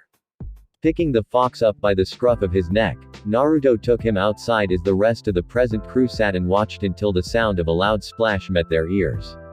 Seconds later, Naruto walked back inside with a smug grin on his face as he went down the hallway. Miss Valentine just had to laugh. His reaction had been ludicrous. You know, pirates throw living things that they don't like overboard all the time, Naruto. Not a pirate. Naruto shouted in return. Throwing Kurama overboard wasn't the same thing as throwing, say Karu, overboard. Kurama could always go right back to his starting point and come right back out as long as his path body had all of its chakra receiver piercings still in it. If he went too far away from Naruto it would happen automatically anyway. You're a. Kurama's voice echoed out inside of Naruto's head before his path body reappeared from the seal, soaked to the bone. This coming from King, Naruto swowed back, getting a snort out of Kurama as the fox turned an about face and headed back the way Naruto had come from. Where are you going now? Valentine-chan isn't gonna let you sit in her lap all soaked. I know, that's why I'm going to roll around in your bedsheets to dry off. By the time Naruto turned around to yell at Kurama he'd already turned a corner and had probably made it into the bed right then, the bad guy. If his bed was wet and or smelled gamey that night he was going to kick his. That wasn't important though. What was important was the well-being of two of his crew. First and foremost Johnny, who was resting in the medic bay and who was also the closest. Peering into Moray's place of business, Naruto grinned at the sight of Johnny awake and coherent. He'd only had the crap stomped out of him several hours ago and he was already awake. The idiot brothers were tough, even by the standards of the Foxhound pirates, and things like this only served to carve that sentiment in stone. At the moment though, he seemed markedly uncomfortable at the blonde Kuja tribe girl situated on her knees at the foot of the bed just staring at him. Naruto just hid his presence at the doorway and watched. Johnny's eyes without his sungles seemed permanently closed, even as he stared back at Marguerite. Stop, he said, getting absolutely no response. Seriously, stop it. You're freaking me out. Is there something on my face?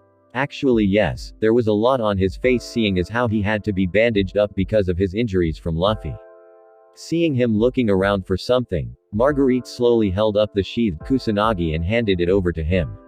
With a grateful smile, Johnny took it right from her. "I thought I heard something about you not being able to leave the Isle of Women or something like that. So what are you doing here?" "Your captain got him to let me come so I could see if you were alright," Marguerite admitted. Honestly, being on that ship for only a few hours had been more of a rush than she'd expected. For one, it was the oddest ship she'd ever seen, and the people on it were out of their minds. Secondly, she'd been aboard while they'd been fighting a battle. That had been quite something. She was still coming down from that excitement. "Oh," Johnny said, his eyes barely opening in surprise for a moment before going shut again. "Naruto Aniki got Boa Han to let you come onto our ship. I didn't know bro had pull like that with the Kuja pirates. He'd honestly thought they hated his guts after the last run-in they'd had." "She does seem to trust him," Marguerite said, feeling uncomfortable at having a conversation with this strange man. This strange man who had saved her of all things. "I think I see why. I think it's more than just Luffy out of you men who are good. Naruto Aniki is a good guy," Johnny pointed out, not knowing that Naruto was watching and listening, but that bad guy can be downright evil too. Naruto frowned but silently had to nod in agreement. Between the weight training he'd forced them to do when they'd first met, the training he'd made Vivi do to teach her with fear to never be hit by any sort of attack, and the scary way he fought whenever he got truly upset with something. And Johnny had seen all of that. So yes, Naruto had a nasty mean streak in him, much like any other person, only with more dramatic consequences for drawing his ire. Naruto personally blamed it on the undefeatable crushing cynicism that came with life experience. Johnny didn't have to advertise that to others though. "I was talking more about you," Marguerite said. "You didn't have to do what you did." "If I didn't, Luffy would have pulverized you instead of me," Johnny replied. "I wouldn't have been much of a man if I let that happen. At least with me I know what I can take. I've had worse before. Men are weird, putting themselves at risk for people they don't even know. No Kuja would have done it for someone they had no attachment to. That was for certain. She'd done it for Luffy because he'd grown on her. She'd gotten to know Johnny for all of 30 minutes before he threw himself in the way of the rubber man's fists." Johnny just sighed. There weren't that many people, male or female, that would do anything like what he'd done, or what she'd seen in the past from the only other man she'd really been in any sort of contact with. "It's not really a thing you see all the time, especially with pirates," the speed-based swordsman admitted. Getting beaten down wasn't so bad though. He'd drawn upon his haki for the first time and seen how powerful it could become, but you don't need a reason to help somebody. I got strong so that other people could count on me instead of the other way around. That goes for you too. Marguerite blushed, and she didn't know why. Johnny. She wouldn't be forgetting that name, thank you. I'm going to get strong enough to join the Kuja pirates one day soon, and when we meet again I'll return the favor then. Well, Johnny respected that, but he didn't really care about the favor being returned. He hadn't fought for her because he wanted to pay something forward for later. If he had his choice, no one else would save him ever. If someone as cute as you wanted to pay me back, I'd take her something instead. Then again, she probably didn't know what it was or was supposed to mean. Oh, had he said that last part out loud? Stupid. If she was offended, Marguerite didn't look it. Only curious. What's a? Answer the question, would you? This situation put the tanned swordsman in a situation that he never figured he would be in. Who would have slated him to be the one to explain something like this to a girl? You know, he started to say before realizing that no, she really didn't know. Alright, well, you just take your and you put them together like this. He paused for quick visual demonstration that almost caused the hidden Naruto to lose his and laugh, and you put him to someone else's. Well, that was simple, if not somewhat intrusive, but not more so than bathing with the other Kuhas would have been. Men are so strange. And you do this with everyone? No. Johnny looked mortified at the thought. Just with people that you really trust, and really like, and of the opposite sex. He sputtered before thinking more. Well, they don't have to be the opposite sex. I mean, whatever floats your boat I guess, but this guy only asks girls. And only if they want me to. Not that I've ever tried it with a girl that didn't want me to, or ever for that matter. And I just can't stop talking before I say dumb when I'm scared, can I? You aren't really doing that bad, Naruto thought, though it wasn't as if Johnny could read his mind. At least the guy was still putting coherent words together and he hadn't given up yet. She hasn't slapped you, left the room, or given you the, "Are you stupid?" look yet, so don't give up. It had the potential for hilarity at first, but after Naruto saw that Johnny actually seemed to have a legitimate swow at a rare positive experience with a woman, there was no way he was going to rain on that parade. He was rooting for the guy now. How could he not? On an alternate note, he could never mess with Nojiko, Vivi, and Miss Valentine again for digging those stupid romance novels they always seemed to try and get from bookstores when they stopped on islands, because he was literally watching one play out in front of him instead of just leaving. Marguerite thought about everything that Johnny had told her. She did trust him after he played human shield for her. He was a nice enough person. He made her feel good just from talking with him, so she did like him, alright, if that's what he really wants. Johnny was wondering how bad he'd made himself look when he felt a weight shift around on his bed and warm pressed to his. Marguerite was ing him. Okay, so that was happening. She lingered on it longer than she originally intended, because she actually liked it, and she hadn't expected to get any sort of stimulation out of something that she'd thought would have been mundane. Ing Johnny made her heart leap. She would not have been averse to doing it again. Marguerite pulled away, leaving the target of the affectionate gesture with a stunned expression as she smiled sheepishly at him. She didn't know why she was smiling, but she couldn't stop. Wow. Johnny basically summed up his feelings on the matter. He'd done the deed, with Kuja pirates ironically enough, but there had been no emotion in it. It felt silly to be so electrified by a simple, huh. As his senses came back to him, he turned to the doorway but didn't see a thing. Strange, he could have sworn he'd felt something move from that way. Well, watching all of that certainly improved Naruto's mood. He could still remember how goofy Johnny and Yosaku had been when they'd first joined him. Granted, they were still goofy, but who was he to call anyone goofy? Aside from that, they were better people now. They'd been through the ringer and hadn't broken as a result of it. All of them had actually. Letting Johnny have the rest of his moment in privacy was the very least Naruto could do for the guy as a job well done. He'd originally just wanted to check in on him to begin with. Speaking of checking in on folks, Naruto stopped outside of Nojiko's room, wondering if he should wait until later in case she was asleep. She'd been having trouble with her head lately, and overworking herself keeping the insanity of day-to-day life on the ship running smoothly had seemingly pushed her into debilitating migraine territory. Come in, Naruto blinked in confusion before opening the door to the brunette's quarters.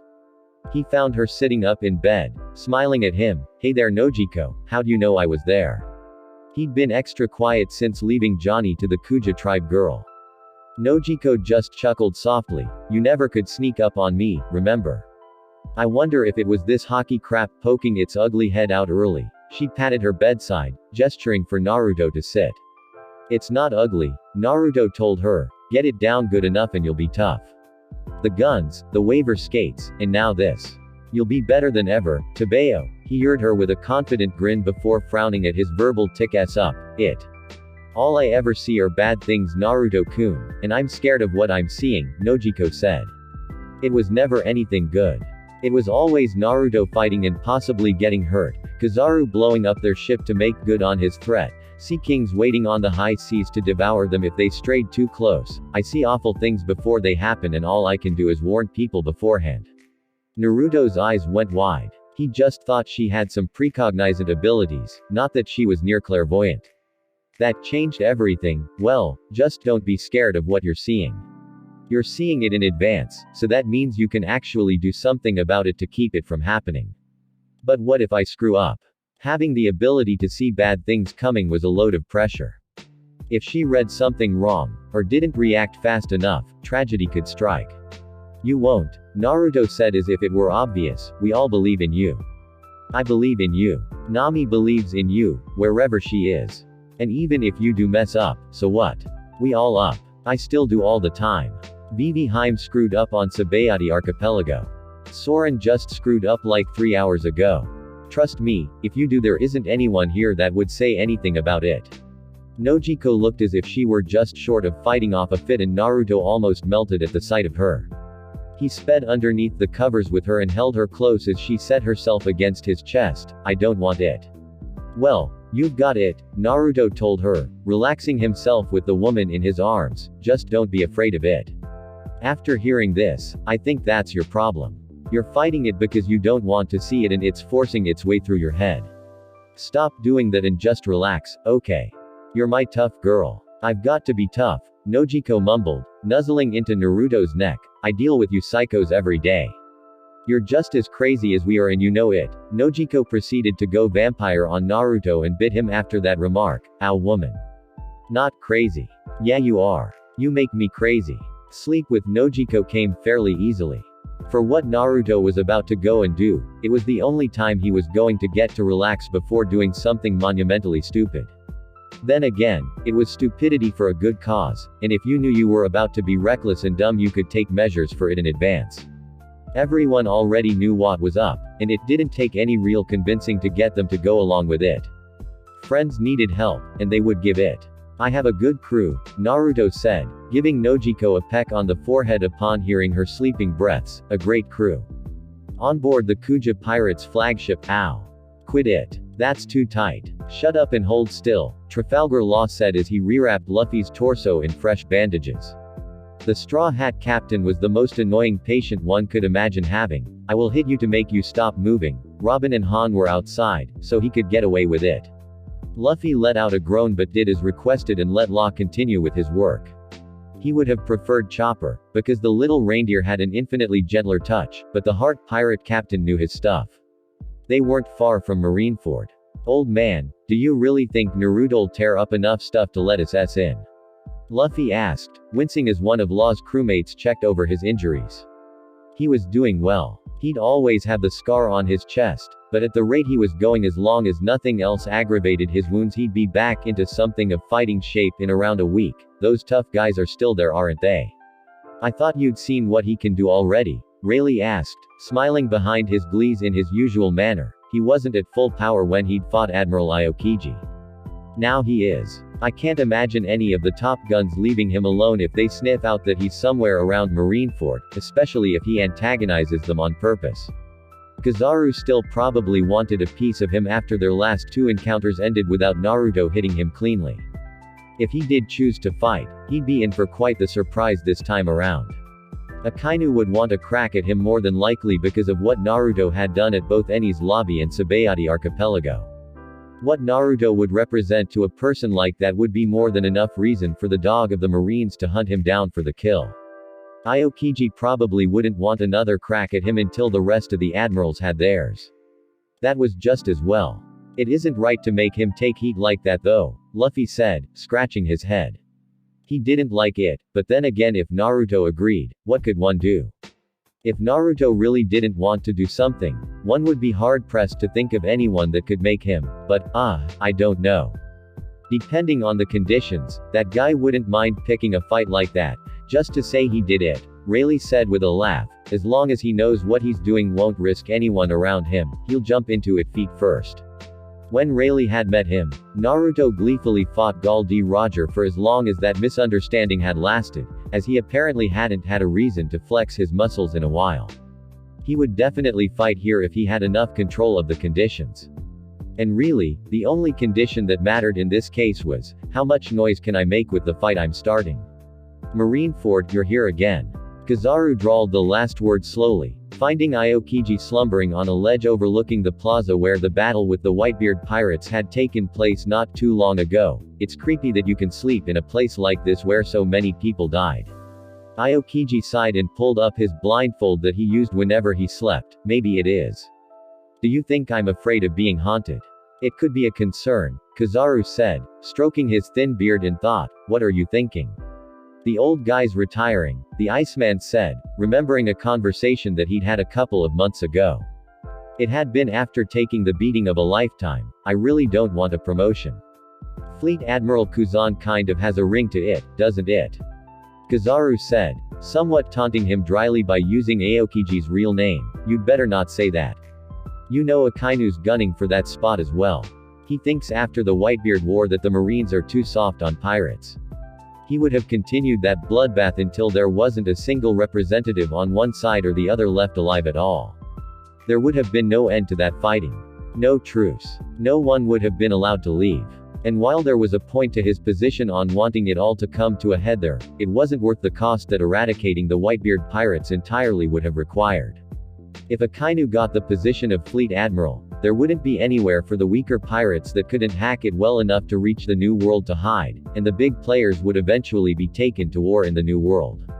If Akainu became fleet admiral, the two choices for criminals would either be to go to the New World half of the Grand Line where they would more than likely die from everything that awaited them there just for a chance at continuing their freewheeling ways of life, or remain in paradise where things were charted and tamer but the Marines would never allow them to rest while they were alive.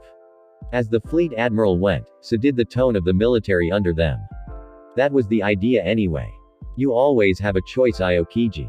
If you don't think you have the freedom to go by your own justice, then get a high enough rank to do it. You're supposed to be one of the top guys, right? That guy. Aokiji lifted his hand into the air and stared straight at it. He'd actually been training. He'd trained himself seriously for the first time in years. Granted, he'd only really applied himself to it for a few months before the Whitebeard War, but it had paid off during the fighting. He'd definitely noticed the difference. A sigh emanated from Aokiji as he tried to go back to sleep, blindfold back over his eyes. I'm really going to have to do real work again, aren't I? If he wanted to actually live out his lazy justice, he had to actually put his best foot forward again and secure the position. He nominated me, but, are you sure you don't want it? He had asked Kizaru, but the man put on a fake expression of astonishment. Who, me? Not a chance. He was a little too absent-minded to take up that spot. I don't care if you get the job or if Akainu gets it. There it was. Kizaru's unclear justice. 1 second the guy didn't give a about anything, and the next he wouldn't leave a single enemy alive despite the fact that outright eradication had nothing to do with his mission. Yes, that wouldn't really fly in a position as important as Fleet Admiral. A few days later, Marineford Gates of Justice. Okay, Miss Valentine said, manning the main Den Mushi of the ship. Naruto, that was the Kuja pirates. Luffy's party is in. Looking up expectantly, Miss Valentine received A for her work done and grinned as she hopped up to follow Naruto. Why aren't we doing the sneaking in trick? You said we could pull that kind of thing off, didn't you? Yeah, but then that would leave you guys inside of the Gates of Justice against what's left of the guys that stuck around after the war. Naruto said, tapping his temple as the bright young woman followed him through the ship to the deck. I'd rather make him come out here. His conversation had been caught onto by others as he walked through the ship, leading the least powerful of the crew to wonder just how that was going to work. Naruto-sama. Murat asked in exasperation as she went out onto the deck where the other members of the crew were all waiting. How in the world are you going to do that? Stand here and call out the fleet admiral for a duel. Soren, Yosaku, and Johnny on crutches snickered at the thought, as it didn't seem that far-fetched that Naruto would do something of that sort. Naruto just wordlessly ate his teeth at the Silver D Doctor's attempt to lighten the mood. She might have been sarcastic, but it was better than her being scared of being so close to Marineford. He turned in the direction of the Titanic Gates of Justice that loomed beyond the mist in the distance. It looked like they were still 3 miles away from it. They had to be that far away, otherwise the ship would have gotten swept up in a current that it couldn't escape. Marines tended to use it for quick transport between Eni's lobby, Impel Down, and Marineford. Nojiko called it the Tarai current. Either way, they were aiming at it from an angle, because they had to go into the current that they couldn't escape normally to get a straight-on swow. Even from an angle the sight of the gates were imposing. Naruto never answered Murat, simply cracking his knuckles and taking a deep breath before the golden chakra of Nine Tails chakra mode engulfed him, causing everyone who had never seen it to take a step back. Oh, my god, Miss Valentine said, reaching out to touch Naruto. He looked like he was on fire or something, but he wasn't wow to the touch. He looked beyond human. God, is that you? I really hope you're joking, Naruto commented with a roll of his eyes. He hated it when people said that in response to something that he could do. Call him awesome all you wanted to, but the second things dipped into God territory, that was just one bridge too far. Miss Valentine just laughed uncomfortably. Hey, kinda. Vivi seemed to be the only one who wasn't shocked at the sight of Naruto in that form, but she did seem turned on, for lack of a better term, at the sight of him. Oh yeah, little princess has it bad. Nojiko raised an eyebrow and poked Naruto experimentally. So what are you going to do like this? Lead the way through the fog like Rudolph. Naruto thoroughly missed the reference. Right, not from where I'm from. I keep forgetting. Ignoring the reference, Naruto gently nudged the two girls away from him for safety and plopped himself down on the bench he used to channel his jutsu through the ship. I'm gonna blow that gate open. Because people said those sorts of things with completely straight faces and meant it. They would have asked how, but they all knew they were going to get an answer in just a moment. Why not just go through the sea fence? Yosaku asked. The fence marking Marineford had to be weaker than the gates were. That was usually how defenses went for some reason. The walls were weaker than the actual entrance. Because that's not gonna scare up enough Marines to make this count. Bringing his hands together, he started charging his chakra through the figurehead at the front of the ship. Instead of a pair of Rinnegan eyes, a golden chakra version of Kurama's head formed, mouth open and mixing red and blue globules of his negative and positive chakra into a dangerous-looking black ball with red and blue bits gravitating around it. The weight of the energy caused the ship to suddenly splash down in the water. Uzumaki? Soren asked, wisely keeping his distance as he saw the technique charging at the front of the ship. What are you doing? Baijudama tailed beast bomb. Naruto said in so many words, Kurama's lazy as sleeping, and he's gonna be pissed when he wakes up and finds out I did this without him. Why? Because he loves blowing stuff up. Now hit the deck and hold on tight, Naruto warned, craning his neck to look at everyone to make sure they knew he was serious. Nojiko grabbed Vivi and slowly lowered herself and her fellow blue-haired girl to the GRY deck. Byron ran inside to try and protect his piano from bumping off of the walls and getting destroyed. Soren dug his acid nails into the ground just for extra security, while Johnny and Yosaku sank their swords into the ground and held on for dear life. Miss Valentine was the only one who remained standing, as she just increased her weight to keep from budging. Feeling the chakra distributed appropriately in the jutsu, Naruto grinned maniacally. He hadn't charged and fired this one in a while, and it was definitely a weird feeling doing it through the ship. Ahem. Knock knock Marines. The ship shook wildly in the water after Naruto swung off the Baijudama from the force of the discharge. A trench was cut through the ocean on the way to the gate before hitting it with a blinding flash. The ocean was not pleased with the resulting explosion, and the natural disaster tossed on the resulting wild waves like a toy boat in a bathtub. Naruto didn't budge, but all the girls screamed in panic from the horrible noise from the blast and the violent rocking that felt as if the sea would swallow them all. Miss Valentine covered her eyes and face with her arms, cringing at the force of Naruto's Baijudama until she felt the ship settle. She really should have gotten used to these things by now. As the strongest woman on the crew, she was able to endure the backlash, making her first to see past the smoke and fog to see what had been done. Everyone was silent for minutes until the ship's chef spoke up to voice her opinion. Naruto. Yeah, Valentine-chan. If didn't love you so much, and if I didn't know you were really as harmless as a baby tapir, I would be horrified by you. That bad. Miss Valentine just deadpanned and pointed at the now non-existent gate that Naruto had swung at from an angle and blown away. The outline of the gate on their side, the frame, was gone, and so was the gate itself. Enough said. Everyone started recovering and clamored to the front of the ship to look out at just what wasn't there any longer. Still grinning brightly, Naruto grabbed the wheel of the ship and turned it hard to the side, causing the ship to turn and run away. He could already see ships coming through the mist from the actual direction of Marineford. They couldn't overtake the natural disaster though.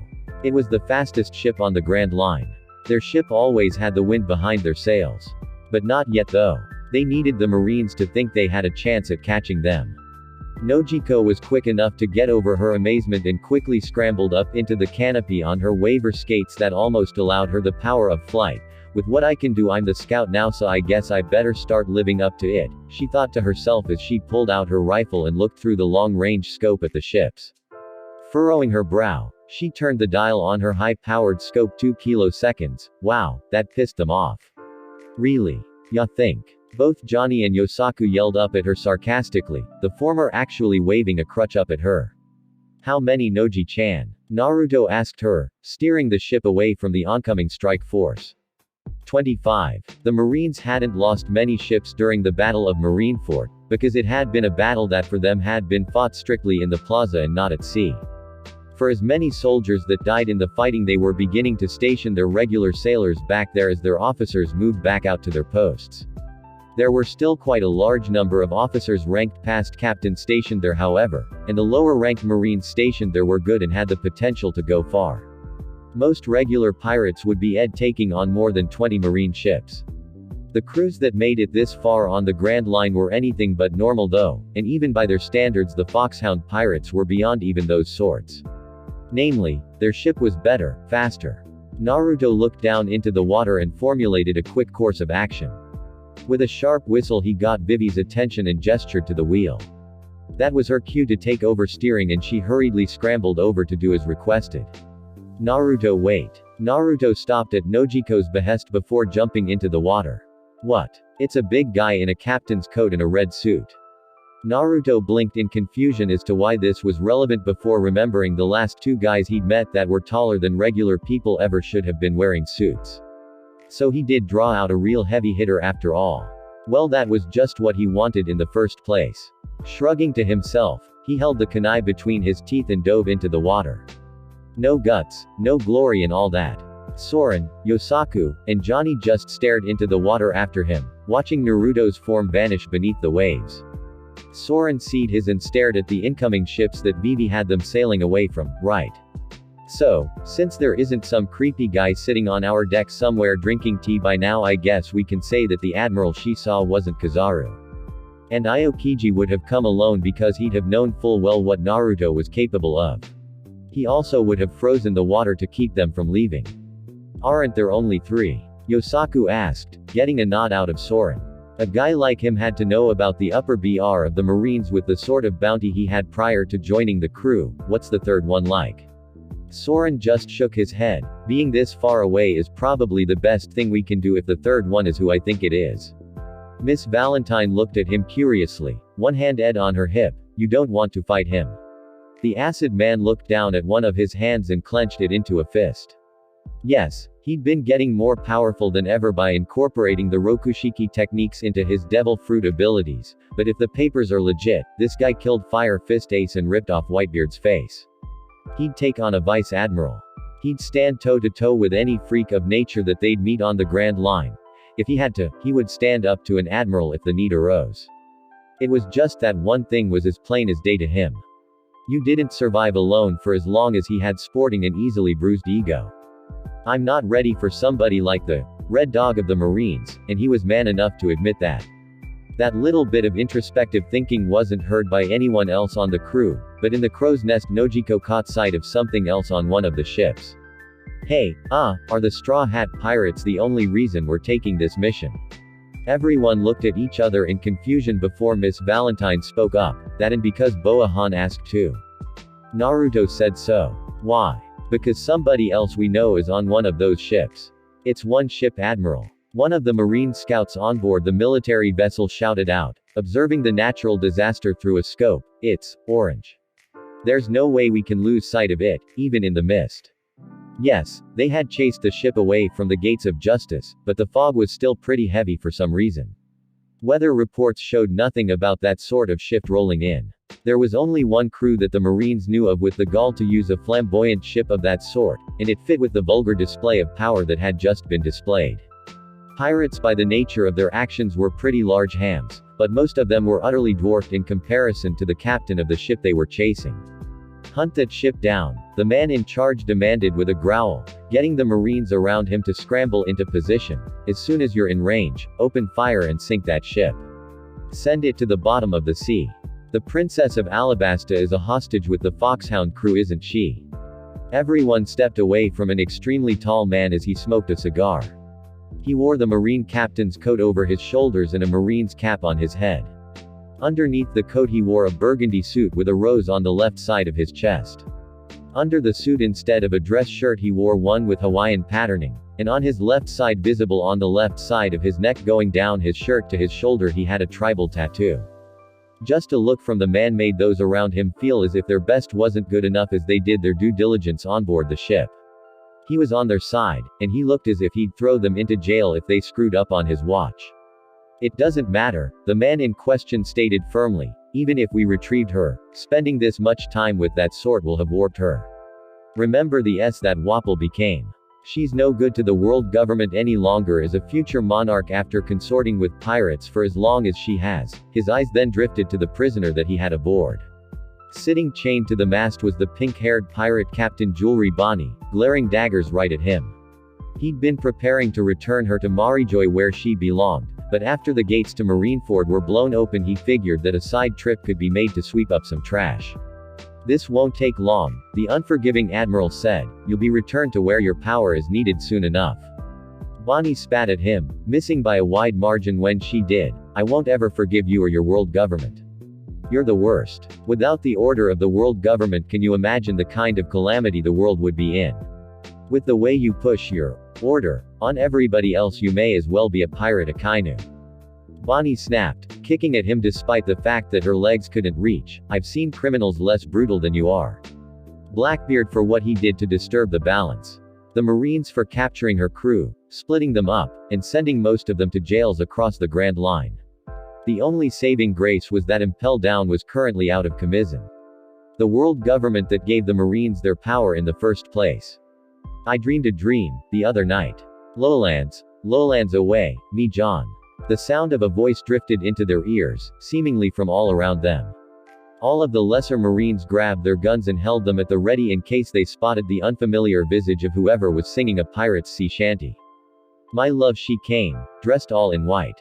Lo, lands away, where the is that coming from? One of the Marines muttered through his teeth. For some reason he was losing his nerve.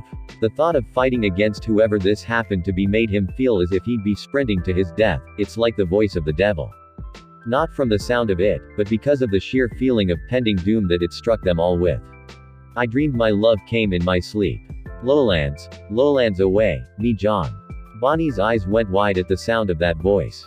She'd heard it before. Of course, one of the few times that she had it'd been yelling some crap in her face about how ramen was better than pizza, but then it turned out that the guy she'd had a party with and then ran out on in the middle of a battle wound up being monstrously dangerous. Come to think of it, an orange ship they said they'd been chasing. That definitely sounded familiar. Her cheeks were wet, her eyes did weep. Lands away, Akainu didn't flinch at the sound of singing, even as his underlings began frothing at the mouth out of fear. Some of them that didn't immediately faint seemed ready to turn their guns on themselves just to stop the feeling of imminent death hanging over them. Finding this all more annoying than anything else, Akainu walked to the edge of his ship and shut his eyes amid the singing before suddenly opening them and firing his fist off of his arm. It had literally turned to molten rock and swam out over the water before exploding in lava. The ship that it hit never had a chance. The singing outright stopped and Akainu whirled around to find Naruto holding up an unshackled Jewelry Bonnie. He'd gone for her instead of trying to strike at him. Ah, that was right. He could clone himself. It hadn't been Naruto throwing his voice, it had literally been him singing on every ship around them in the Marine flotilla, and he'd used it as a subtle method of defeating his entire crew with nothing more than the sheer power of his presence alone. The two seemed to size each other up for an extended period of time without moving at all. Eventually the one with the biggest mouth just had to open it and talk first. I just snuck up on half of your task force, disabled their ships, made you blow one up, and scared all of your Marines unconscious to the soundtrack in my head, Naruto said, holding Bonnie under one arm. You should really cut your losses here, partner. Without saying anything else, Naruto bolted away in a flash, leaving a seething Akainu behind. This did nothing to deter him from getting at Naruto and his ship. The Whitebeard pirates learned the price they would pay for opposing the world government. The Foxhound pirates would learn the same. And it would start with that man Uzumaki. People like that tended to have the ability to warp the world for the worse. On board the natural disaster, well wow then, and here Naruto figured that with the level of enemies he'd fought he'd never find a use for the hidden mist jutsu. Naruto landed on the deck of his ship with Bonnie screaming at the top of her lungs the entire time. Teleporting wasn't exactly a delicate art to those that had never experienced it. After a few moments though, she realized that she was fine, and that Naruto had dropped her to administer his marching orders to his crew. Hey, you bad guy. She had a bone to pick with him, but he wasn't listening. Gotta go, gotta go, gotta go. Naruto repeated hurriedly, making sure to give Vivi explicit directions. You keep this thing going away from where I jump off, alright? Don't turn back around for anything. The princess had hopped to the request with a panicked, "Yes sir," before her mind had even fully registered the order. "Johnny, you're still hurt, so get to the crow's nest and take Nojiko's place as scout. I need her down here to work the cannons." Johnny sighed and threw his crutches away, wishing that he still had a pretty Kuja girl around to make him feel better. Even so, he sprinted right up the tree of a mast into the canopy.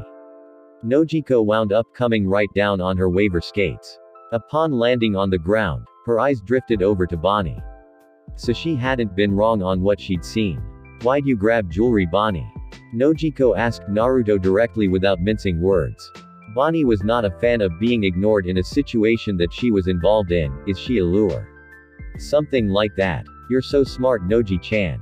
Don't flatter me, Naruto-kun. I'm not Miss Valentine." "Hey, don't talk about me like I'm not here," Bonnie said, glaring at the lot of them. "I don't want to be here with any of you after you pulled on Sabayati Archipelago." The last peaceful stop before crews headed to the New World turned into a cluster that caused every smart crew to scramble for dear life because of the things that had happened there. Her crew had been no different.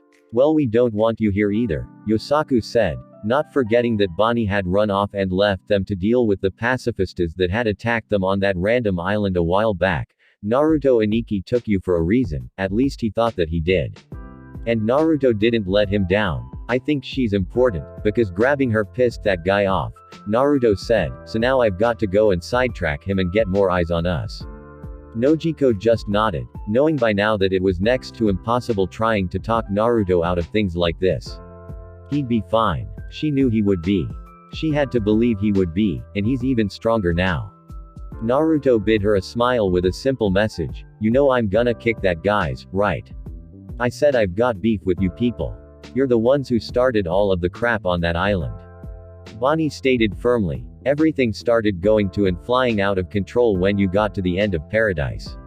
A quick tap on her shoulder from behind caused her body to drop to the GR-covered deck like a lead anchor. "What the?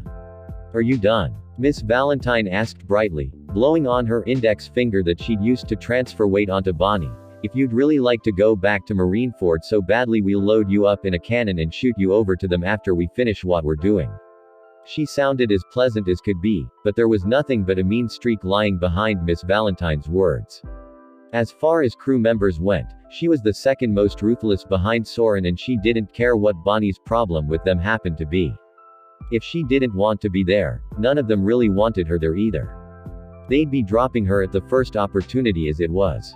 She was bait meant to allow Naruto to be bait. In the meantime, she could simply shut up and enjoy the fact that she'd been removed from the clutches of the world government. Vivi had steered the ship over to the MIV landform that was the red line. She'd gotten them as close as she could without running them aground or crashing them into the towering continent. She knew that Naruto liked a battleground with some versatility to it. Ready for a fight, Naruto jumped onto the railing on the starboard side of the ship by the helm and prepared to jump off in order to stick to the wall when Vivi's voice stopped him. "Wait." Naruto had his arms swung out behind him to gather momentum when she stopped his pre-leaping motion and got his attention. Vivi took a deep breath and stepped forward toward her captain, face aflame but knowing what she wanted to do. While PDAs might have been easy for the more grown-up women, they weren't for a good girl like Vivi. She overthought the act to almost neurotic degrees. What would it actually be like? Would he even let her do it? Would she even be any good at it? When she was preoccupied, she wasn't as smooth as she usually was, even with all of the training. The poor thing tripped over her own feet before she got close enough to make a real move, landing face first on the deck. Everyone winced. "Ow." Naruto just looked down at her in pity. Poor thing got flustered so easily, but at least she still had nerve. "You alright, Heim?" Vivi muttered, too embered to push herself upright at the moment. "Just, be careful. So not graceful." "Alright then." Either way, Naruto had to get his game face on. Without wasting another beat, Naruto jumped clear of the ship in a motion concealed by a shunshin. "I knew it," Miss Valentine said with a grin, elbowing Soren in the side in the middle of his taking a drink to almost make him choke. "Little Nefertari Vivi has a crush on Naruto." Tears of emberment came to Vivi's eyes as she sat up on her knees and reached back for the steering wheel of the vessel. "Can this wait until later? There are still ships chasing us." For once she was grateful that they were in trouble. It was a welcome distraction. Okay, ship full of crewmates that would inevitably get sunk if he wound up fighting an admiral between his ship and the marine ship. Clear. That would have been especially bad since well over half of his crew couldn't swim. Even if they survived the ship's destruction, there wasn't really anywhere they could go afterwards. Take the bait. Take the bait, Naruto thought to himself before seeing the new set of marine ships coming after the natural disaster. 7 more in total, right then. Naruto took in a quick influx of senjutsu chakra and gathered chakra to his right arm for his quickest range jutsu, Senpo, Risentaiho, Sage Art, Spiraling Cannon. One quick push with an added snap of the hand into a fist sent a focused senjutsu said Rasengan flying faster than a bullet right at the ship with the most dangerous feeling to it. It exploded as if landing with the force of a torpedo. One hit to a ship with a jutsu like that would split it straight down the middle. It would sink within seconds. What he hadn't expected was for something of a shield to come up and block the attack. He'd seen something like that before, only it hadn't been effective in the slightest the last time someone had tried it. Probably because the guy using it had been a vice admiral using it against the Rasenshuriken the last time he'd seen it. This guy wasn't a vice admiral though. Okay, normally it would have been time to make the water dance, but this needed to be big and messy.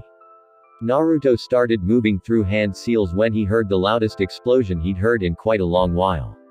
Akainu landed feet first where Naruto had been standing moments before, blowing apart the entire cliff wall in a fiery burst of lava. From farther up the face of the red line, Naruto looked at the results of Akainu just jumping at him from his ship. So they're starting to pick up on the whole hand seals are dangerous thing, Naruto said to himself with a bit of an annoyed grin, should have figured it after the last real fight. So it was definitely going to be another admiral fight, only this time he didn't have the full element of unknown that he'd had in his little showdown with Aokiji.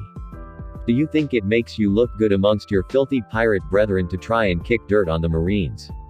Akainu asked, having melted a vast hole into the cliff from his very first move. That Naruto had avoided it despite the sheer amount of space it had covered was not something he was surprised by. You're too audacious, both in your epithet and in your actions. So you know who I am, Naruto said, hands in his pockets as he stuck to the wall. Crap. I wanted to do my intro dance, and you ruined the fun of it.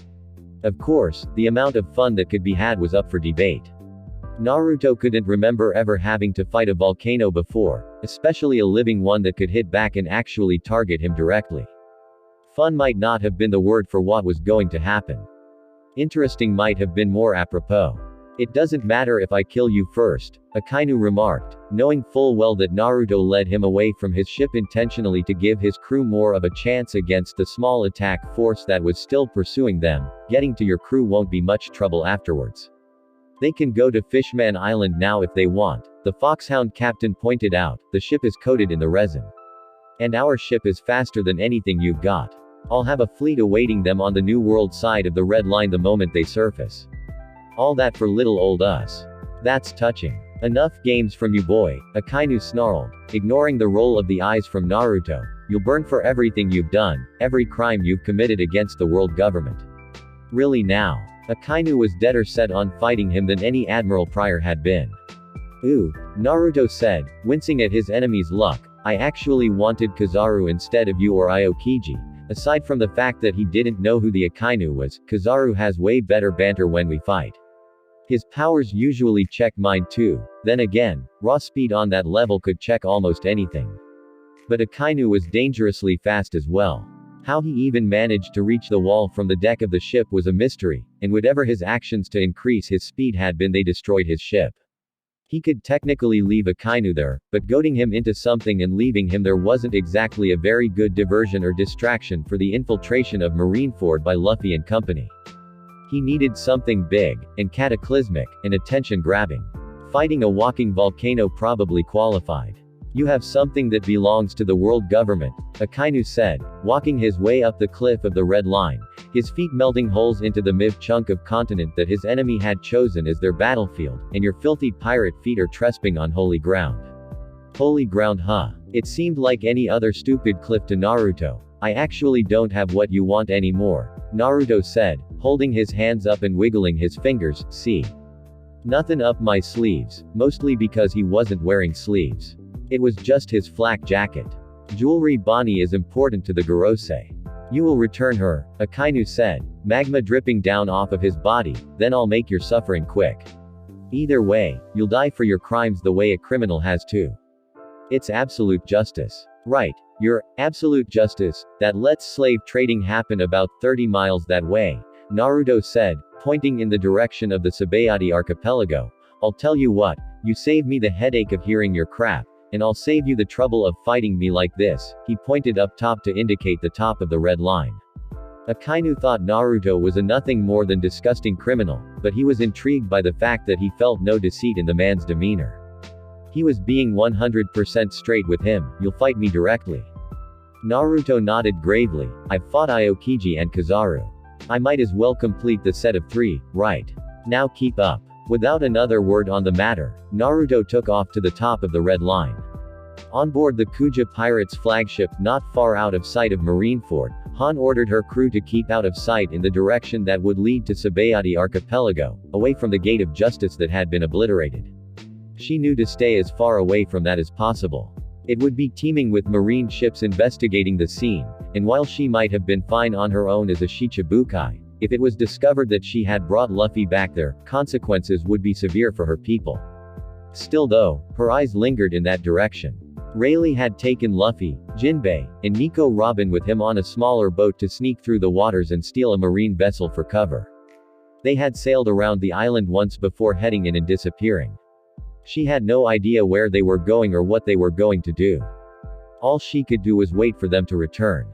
Just like all she could do was wait for word from the Foxhound pirates on Naruto's whereabouts. He'd already done his job with the diversion, so any smart person would have taken themselves out of the line of danger by now, would they not? The last time she'd seen him it had only been a clone that had sent her Kuja tribeswoman onto her ship. That had been days ago. The Kuja leader's eyes drifted between the destroyed gate and Marineford. Her attention was being pulled both ways. What cursed feeling was this splitting her 2 different ways? Sister, you look troubled, Sandersonia pointed out, having stood and watched Han for quite some time without being noticed. What is the matter? Nothing, she lied in return. I am simply tired of waiting. Dong. The eyes of 2 of the 3 Gorgon sisters turned hastily toward the island as loud sounds of a ringing bell rang out through the air as clear as day. The Ox Bell, Sandersonia said, her snake-like furring curiously. Oh. I see, 16 rings of the bell is a tribute. He really did love his brother, and he really does love his crew.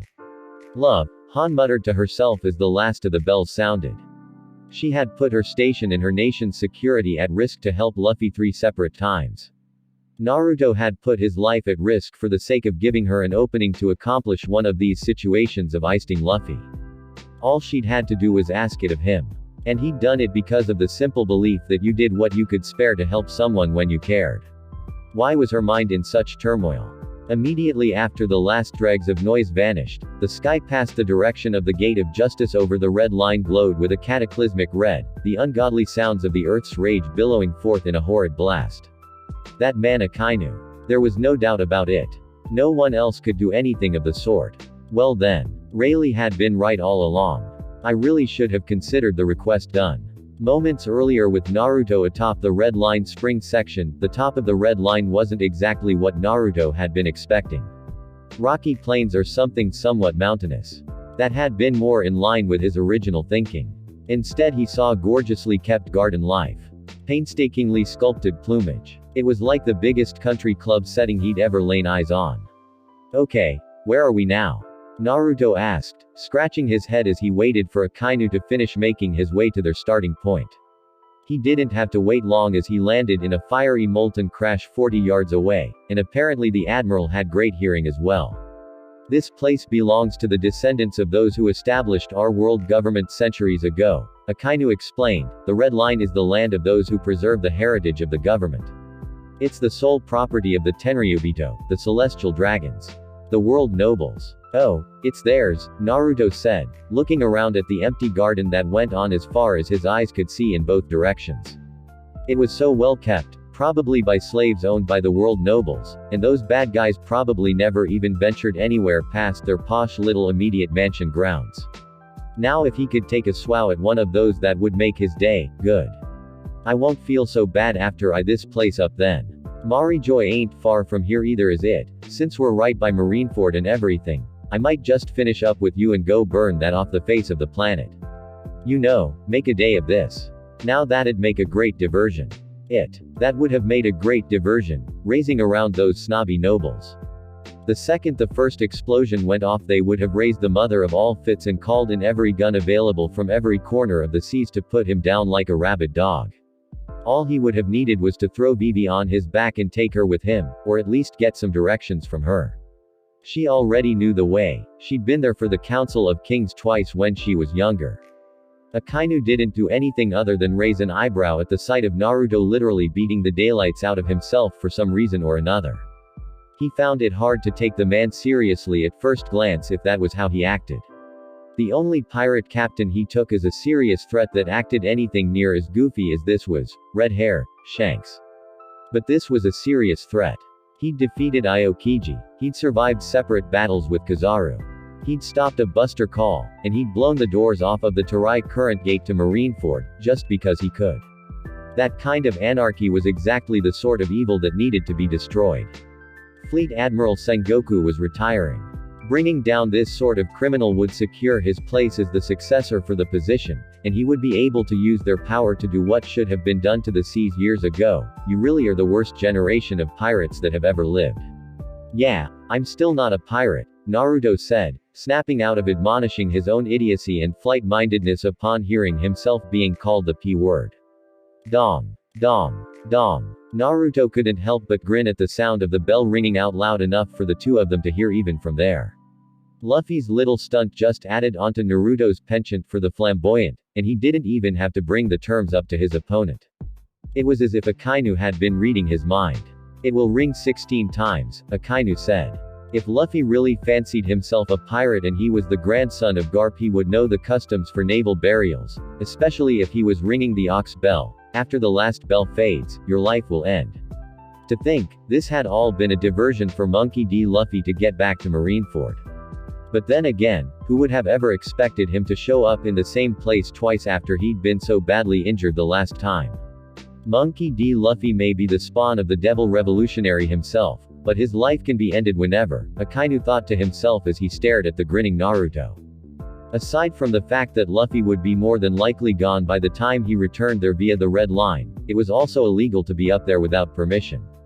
He was stretching the rule as it was, using the excuse of being up there to kill Naruto for trespassing. This man, however.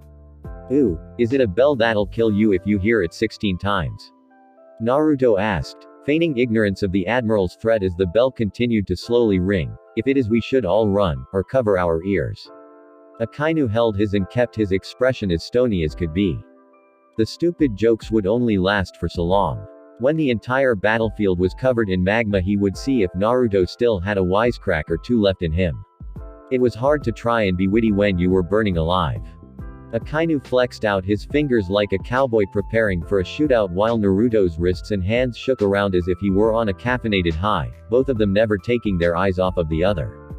Dong. Die. At that moment it seemed as if the entire planet had erupted in fire and brimstone at once. Chapter 49. Trouble falls into your lap. Naruto had never stood at the mouth of a volcano at the time of eruption. It had always been on his bucket list to see and then run away from on foot, for the sheer experience. He loved nature and liked knowing how awesome things worked, and in his borderline attention deficit mind there were few things cooler than a volcano at the time of eruption. He felt that now though, he could scratch that off of the list. Because Akainu might as well have been the closest thing he might as well have seen. He could swear, the sheer force of the eruption could have splintered and torn apart the portion of the Red Line that they were fighting on. No longer did it look like some pristine garden project ordered by some idiot world noble with no grasp of reality or restraint. It was a literal on Earth. Lava spread itself across the ground after the initial explosion, and the slightest misstep would have caused a breaking of ground and the formation of a chasm. Fortunately, Naruto was nowhere near the ground, instead sitting on Samahata as the odd sword kept itself aloft in the air via miniature Asura Path rockets coming from the bottom scales. Even so, the temperature had jumped up dangerous. Heat rose, so the air directly above what Akainu had done was absolutely sweltering. That had been with one attack. Well, wasn't that splendid? Well, if you're gonna start out with a big ruckus, Naruto said, openly sweating and feeling his skin sear from the oppressive heat around him. He wasted no time in upping the arsenal himself, pulling at Kurama's chakra and feeling the protective golden glow of tailed beast chakra mode engulf him. I guess I should too.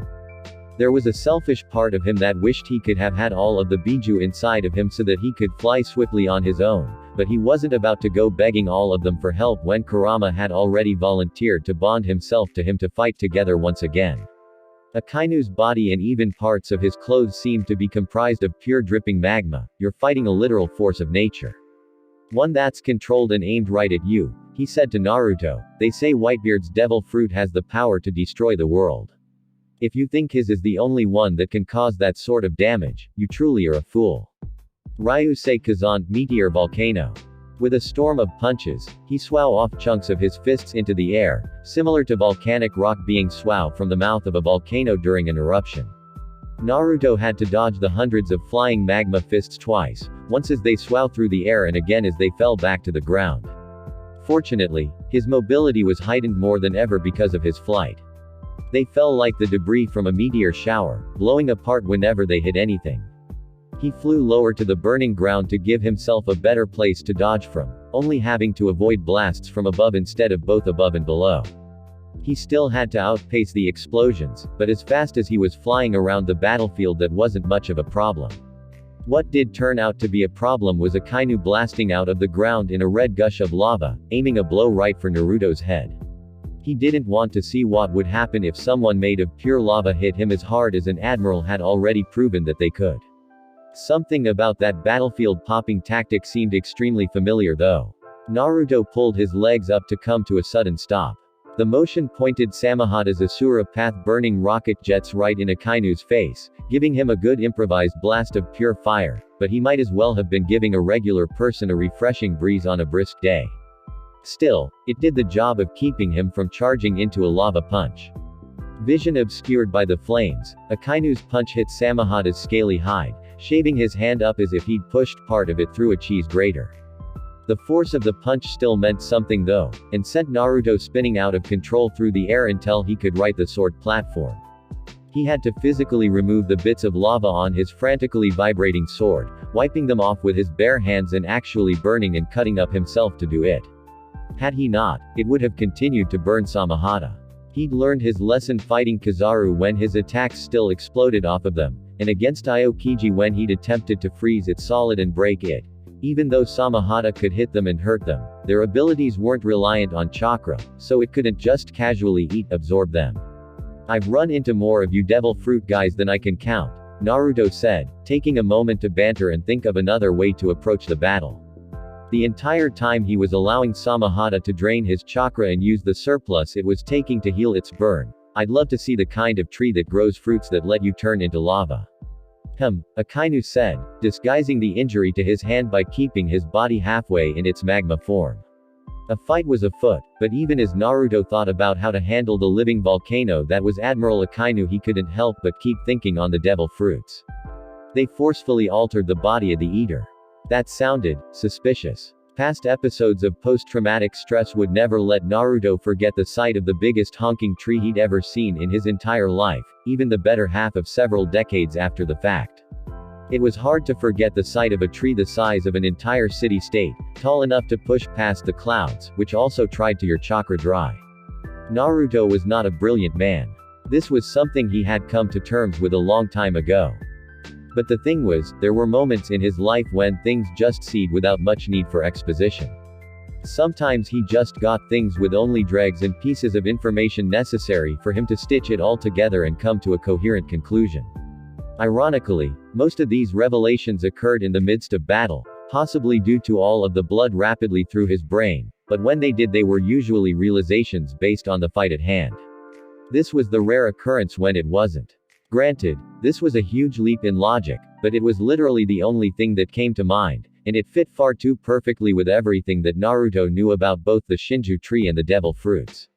You've got to be kidding me, Naruto deadpanned, not amused by the revelation whatsoever. No. Akainu's outright aggravation at dealing with a filthy, not a pirate like Naruto vanished for a second at his apparent random bout of disbelief, What do you mean? No. He wasn't making a shred of sense to everything you just said about those stupid fruits. No. Outright rejecting reality as it stared you in the face wasn't going to make it any less legitimate. The devil fruits were from the Shinju tree.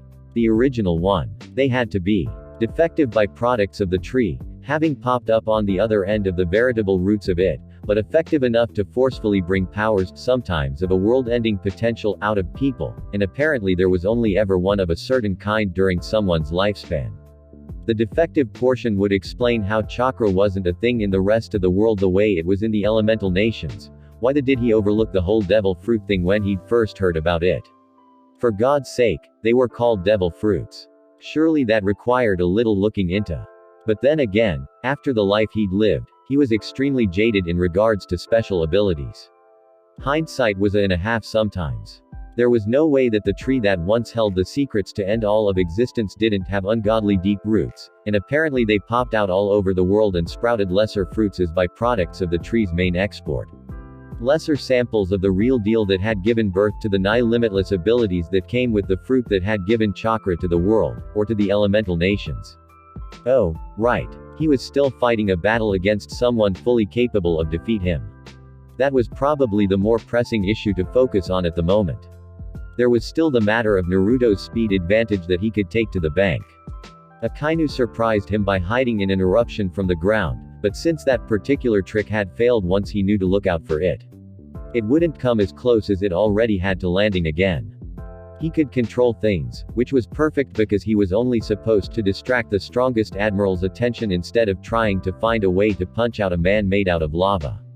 Sure, he could, but it would no doubt be the most unpleasant thing he'd attempted to do in quite some time. Boom. Another eruption. Well, the answer to that was both yes and no.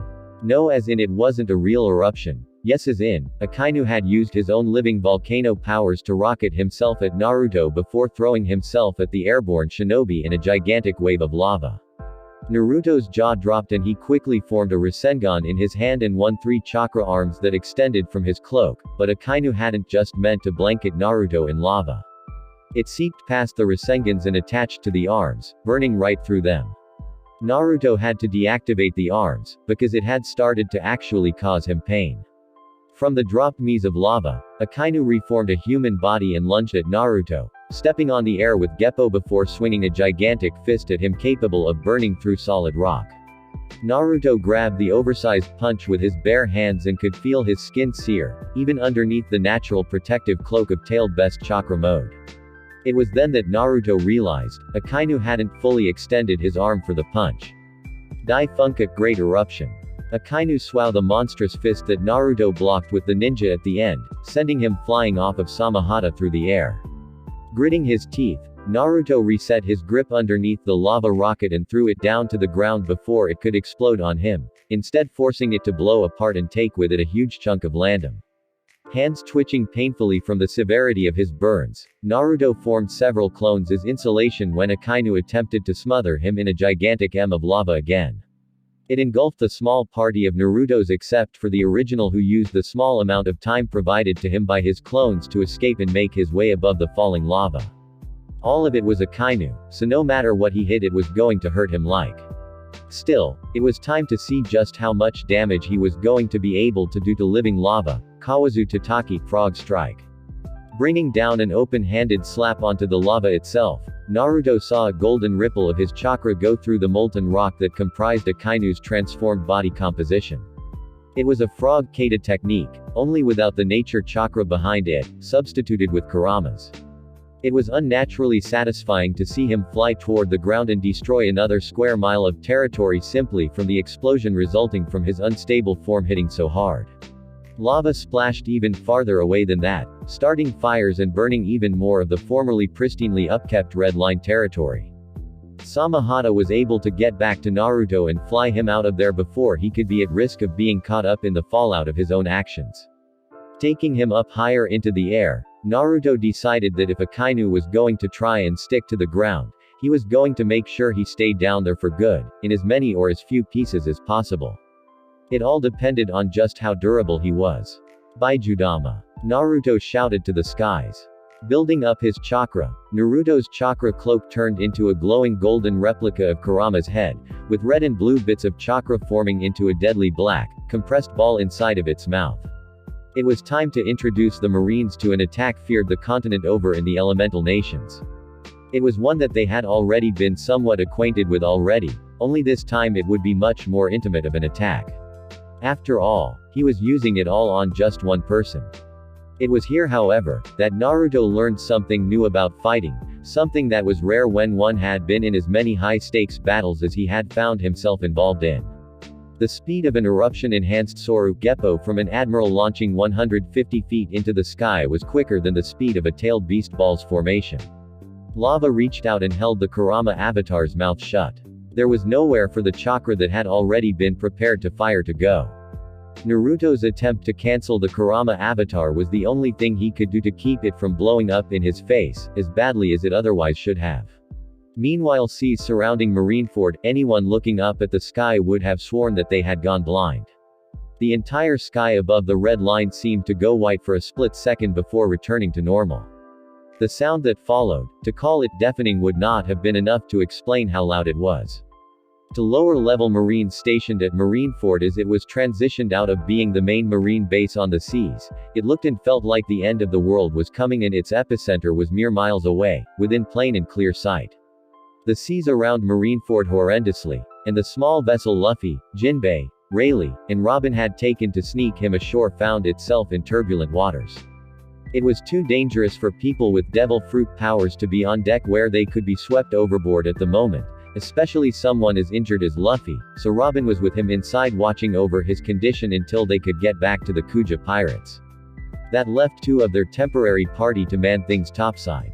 "Ah, that's more like it," Rayleigh said with the ever-present smile on his face, even as waves washed over the side of the ship and soaked him to the bone. Something about him felt off at Sabayati Archipelago. This feels more appropriate for him. How could someone that strong have existed in the world and we're only just now hearing about him? Jinbei didn't understand it. In a world where word got around in a matter of days about anything and everything, if someone like Naruto had surfaced, there would have been rumblings about him long before he reached the level that he seemed to be now. Someone like this can't just come out of the blue in 1 year's time. He's from a very isolated place, was all that Rayleigh could do to explain. Which really did nothing in that regard. With Naruto breathing heavily, Naruto picked himself up off of the ground and looked around at the flaming scape that his battle had caused. There had been absolutely no warming up between the two of them, no pun intended. They had been trying to hit each other with attacks that would put them out of commission from the very beginning. It was quite obvious that when he was free and able to, Akainu was not one for holding anything back.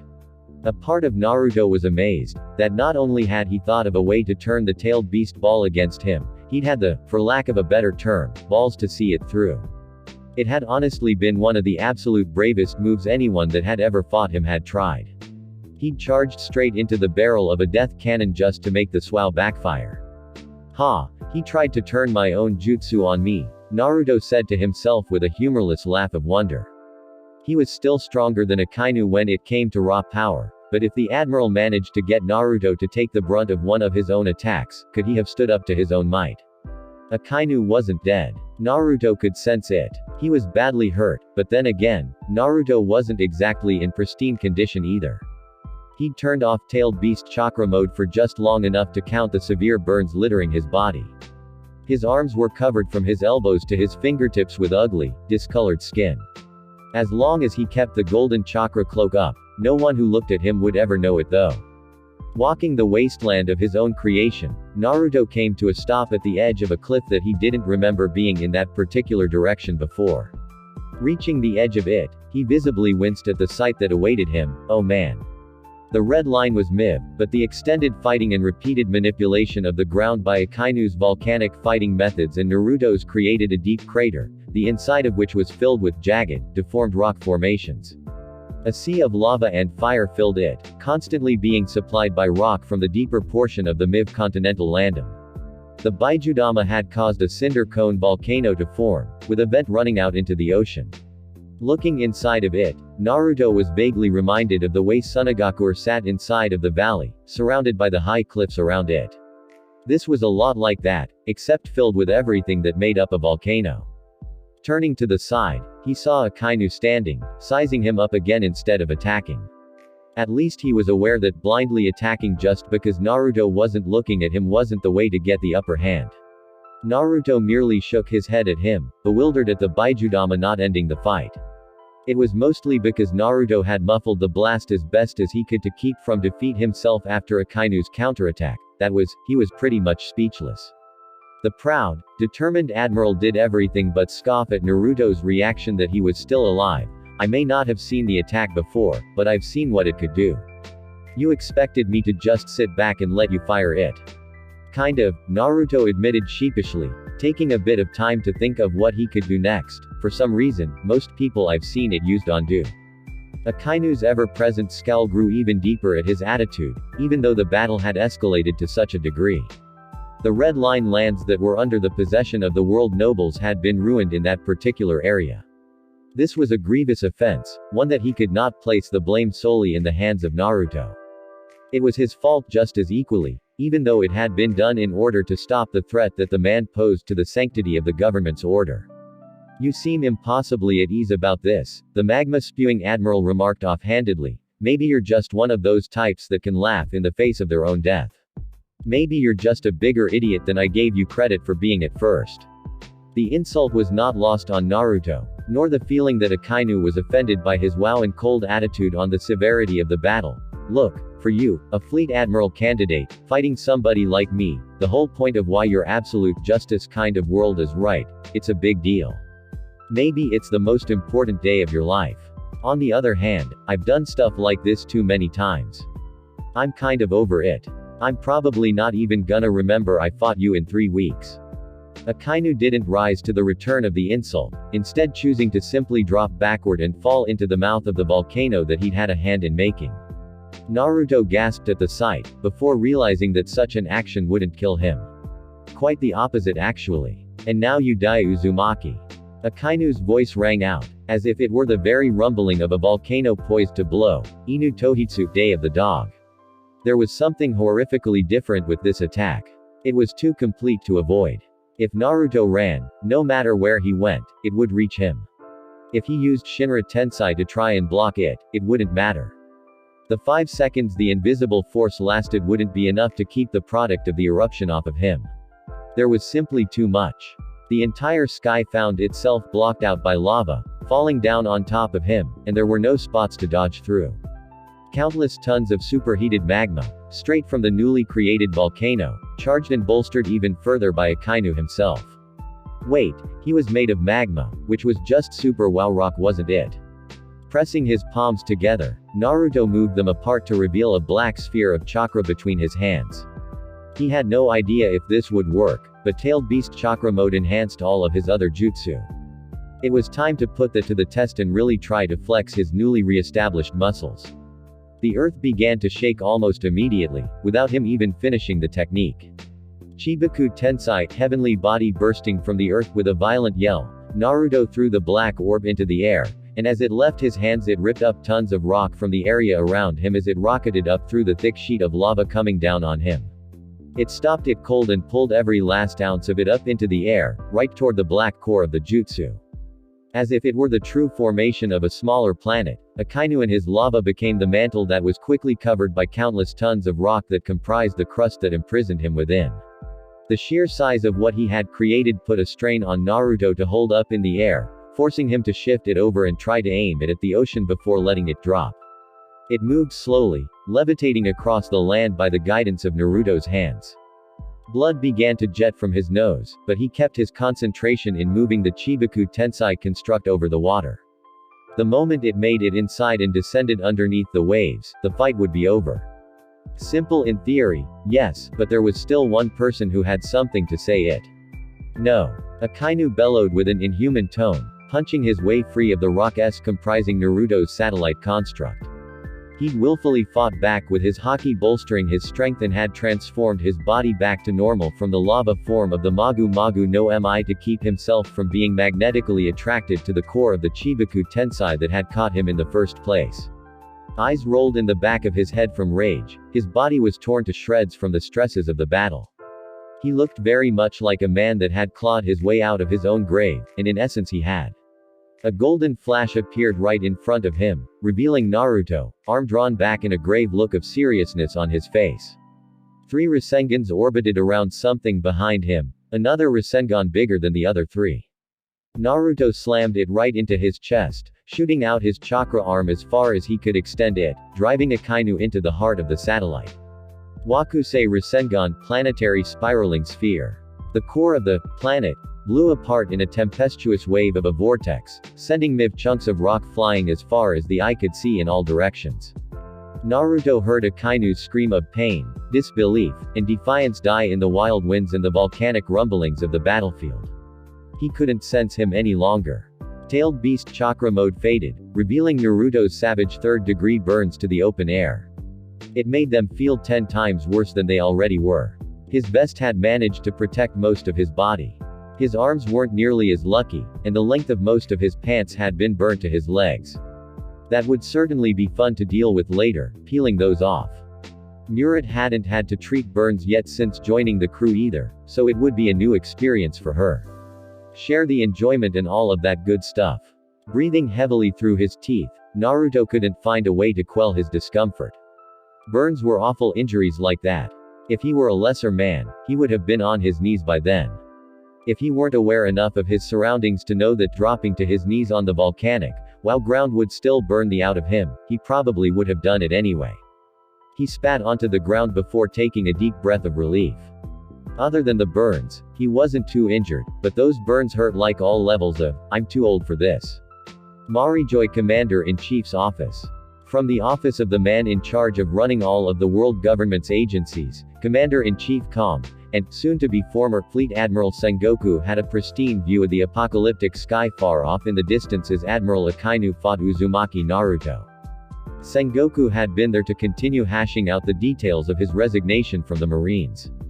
Of course, once the fight had started, it had their complete attention from start to finish. The explosive finish, and then silence.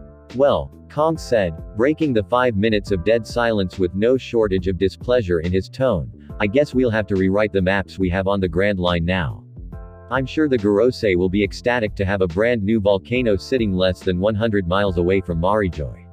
Every elite guard that had been on high alert standing guard in the direction of the battle still remained at the ready to intercept whatever attack may have come their way, but it was quite clear that there wouldn't be one. Even an army bad guy like Uzumaki would have had to recuperate after a fight like the one he'd just had.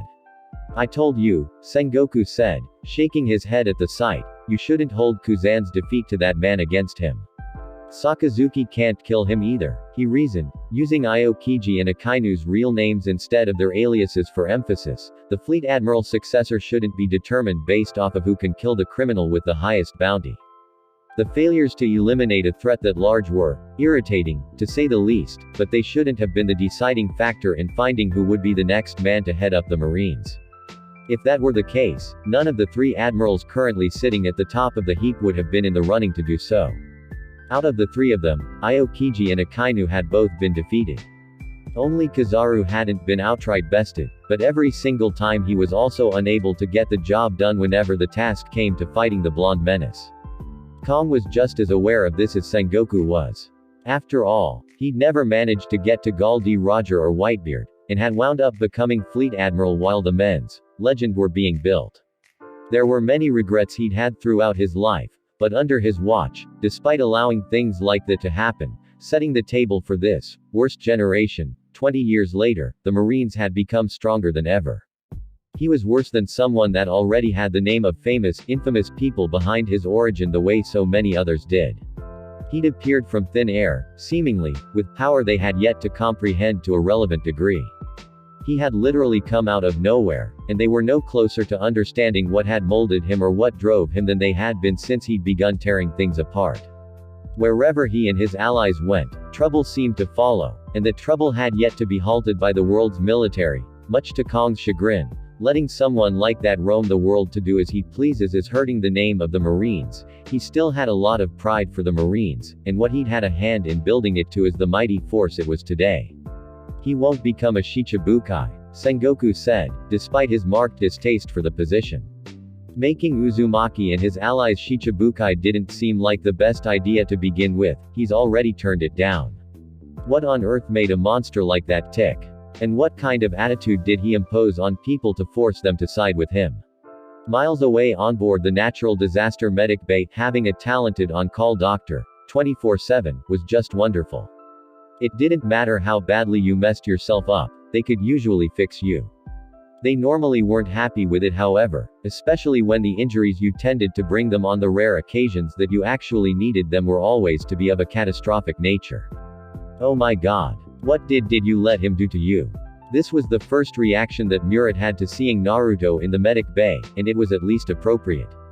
She had to give credit where it was due. Naruto didn't do anything half-heartedly, including getting his butt kicked, or in this case burned. Well, at least she cared. Nothing was worse than a doctor that you felt was just going through the motions when it came to patching you up.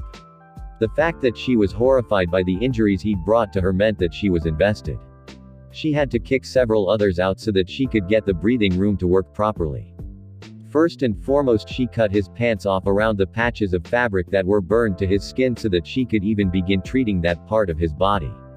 That was dedication. This is disgusting, Murat emphasized, as the one who would have to carefully clean the wounds before she could really do anything to treat him. How were you even walking around like this? She was surprised he hadn't just tried to peel the pants off of his skin, which would have easily been the dumbest thing he could have done in that situation. Practice, Naruto said, wincing at his ongoing treatment. I was fighting a guy made out of lava.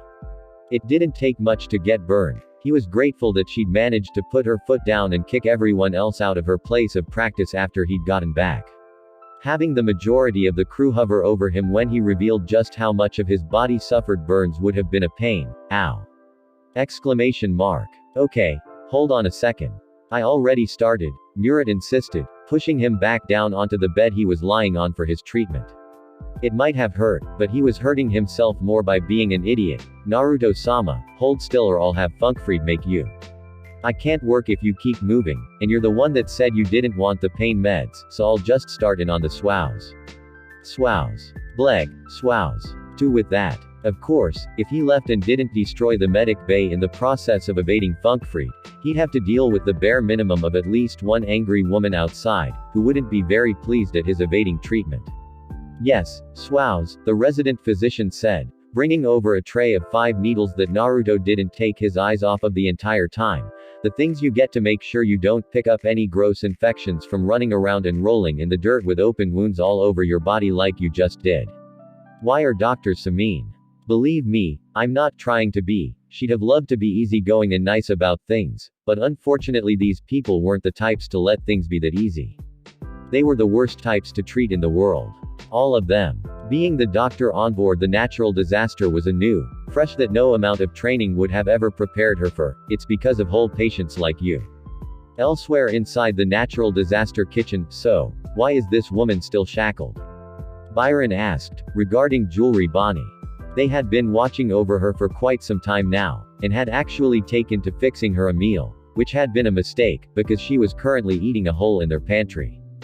Fortunately, Miss Valentine kept things well stocked, and was a talented cook. Naruto-sama deigned to rescue her, didn't he? It's because she was such a when Naruto grabbed her, Miss Valentine replied chirpily, not minding the glare she received from Bonnie in the slightest. If we took the cuffs off, I'm not really sure that she wouldn't try to turn all of our ages back, and as fun as it might be to live my teen years again, I worked too hard for this body once before to have to do it all over again.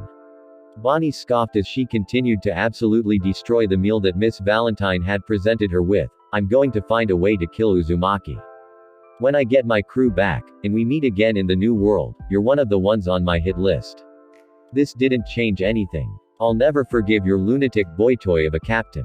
Byron opened his mouth to verbally lambast the vulgar female captain, but quickly felt something about the mood shift. He edged his way away from where Miss Valentine was seated, as even though she was still smiling he knew full well by now that Miss Valentine had a rather sadistic side to her, especially when provoked. Instead of any kind of retaliation or catty rebuttal, she simply sat her elbows on the table, her cheeks in her hands as if she'd already won. Wow, for a big-name pirate captain you were really easy to drug, she said out of the blue, her dazzling smile still in place. Bonnie immediately stopped chewing and took a good, hard look at the plates of food that she had finished off and the one that she had been barreling through before Miss Valentine had said anything. "You poisoned me," she said, dropping her food back onto the plate as if ending her eating spree now would change anything. That's such an ugly term for it, and yet, Miss Valentine didn't seem ashamed at all, actually laughing rather unkindly, but yes. "Yes, I did. It's a truth serum. What, did you think we were all pushovers?" They weren't. Contrary to what most of the world probably believed, either due to bounty totals or whatever, Naruto wasn't the scariest person on the crew, he was just the strongest. Soren wasn't either. He was just amoral for the most part, and relentless in a fight. Living the way he'd lived, on the Grand Line by himself for as long as he'd lived, he was ferocious and antisocial. It was Miss Valentine who was the absolute cruelest member of the crew. This was a fact. She was an absolute delight to the people she knew and liked.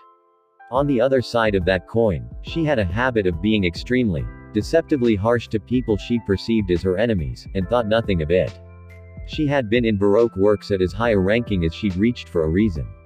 She had killed and tormented a lot of people to get that far. Crocodile hadn't gotten as far as he had in Alabasta without useful subordinates that did whatever that had to be done to put him in the position to nearly take over the country. Nothing about her had changed, she just didn't have to let it show very often for the Foxhound pirates. She didn't like showing it either. She was in love, and if Naruto saw how twisted she could be at her worst, the thought of repulsing him terrified her. But sometimes, with some people, one of them who just so happened to be sitting in front of her, she couldn't really help herself.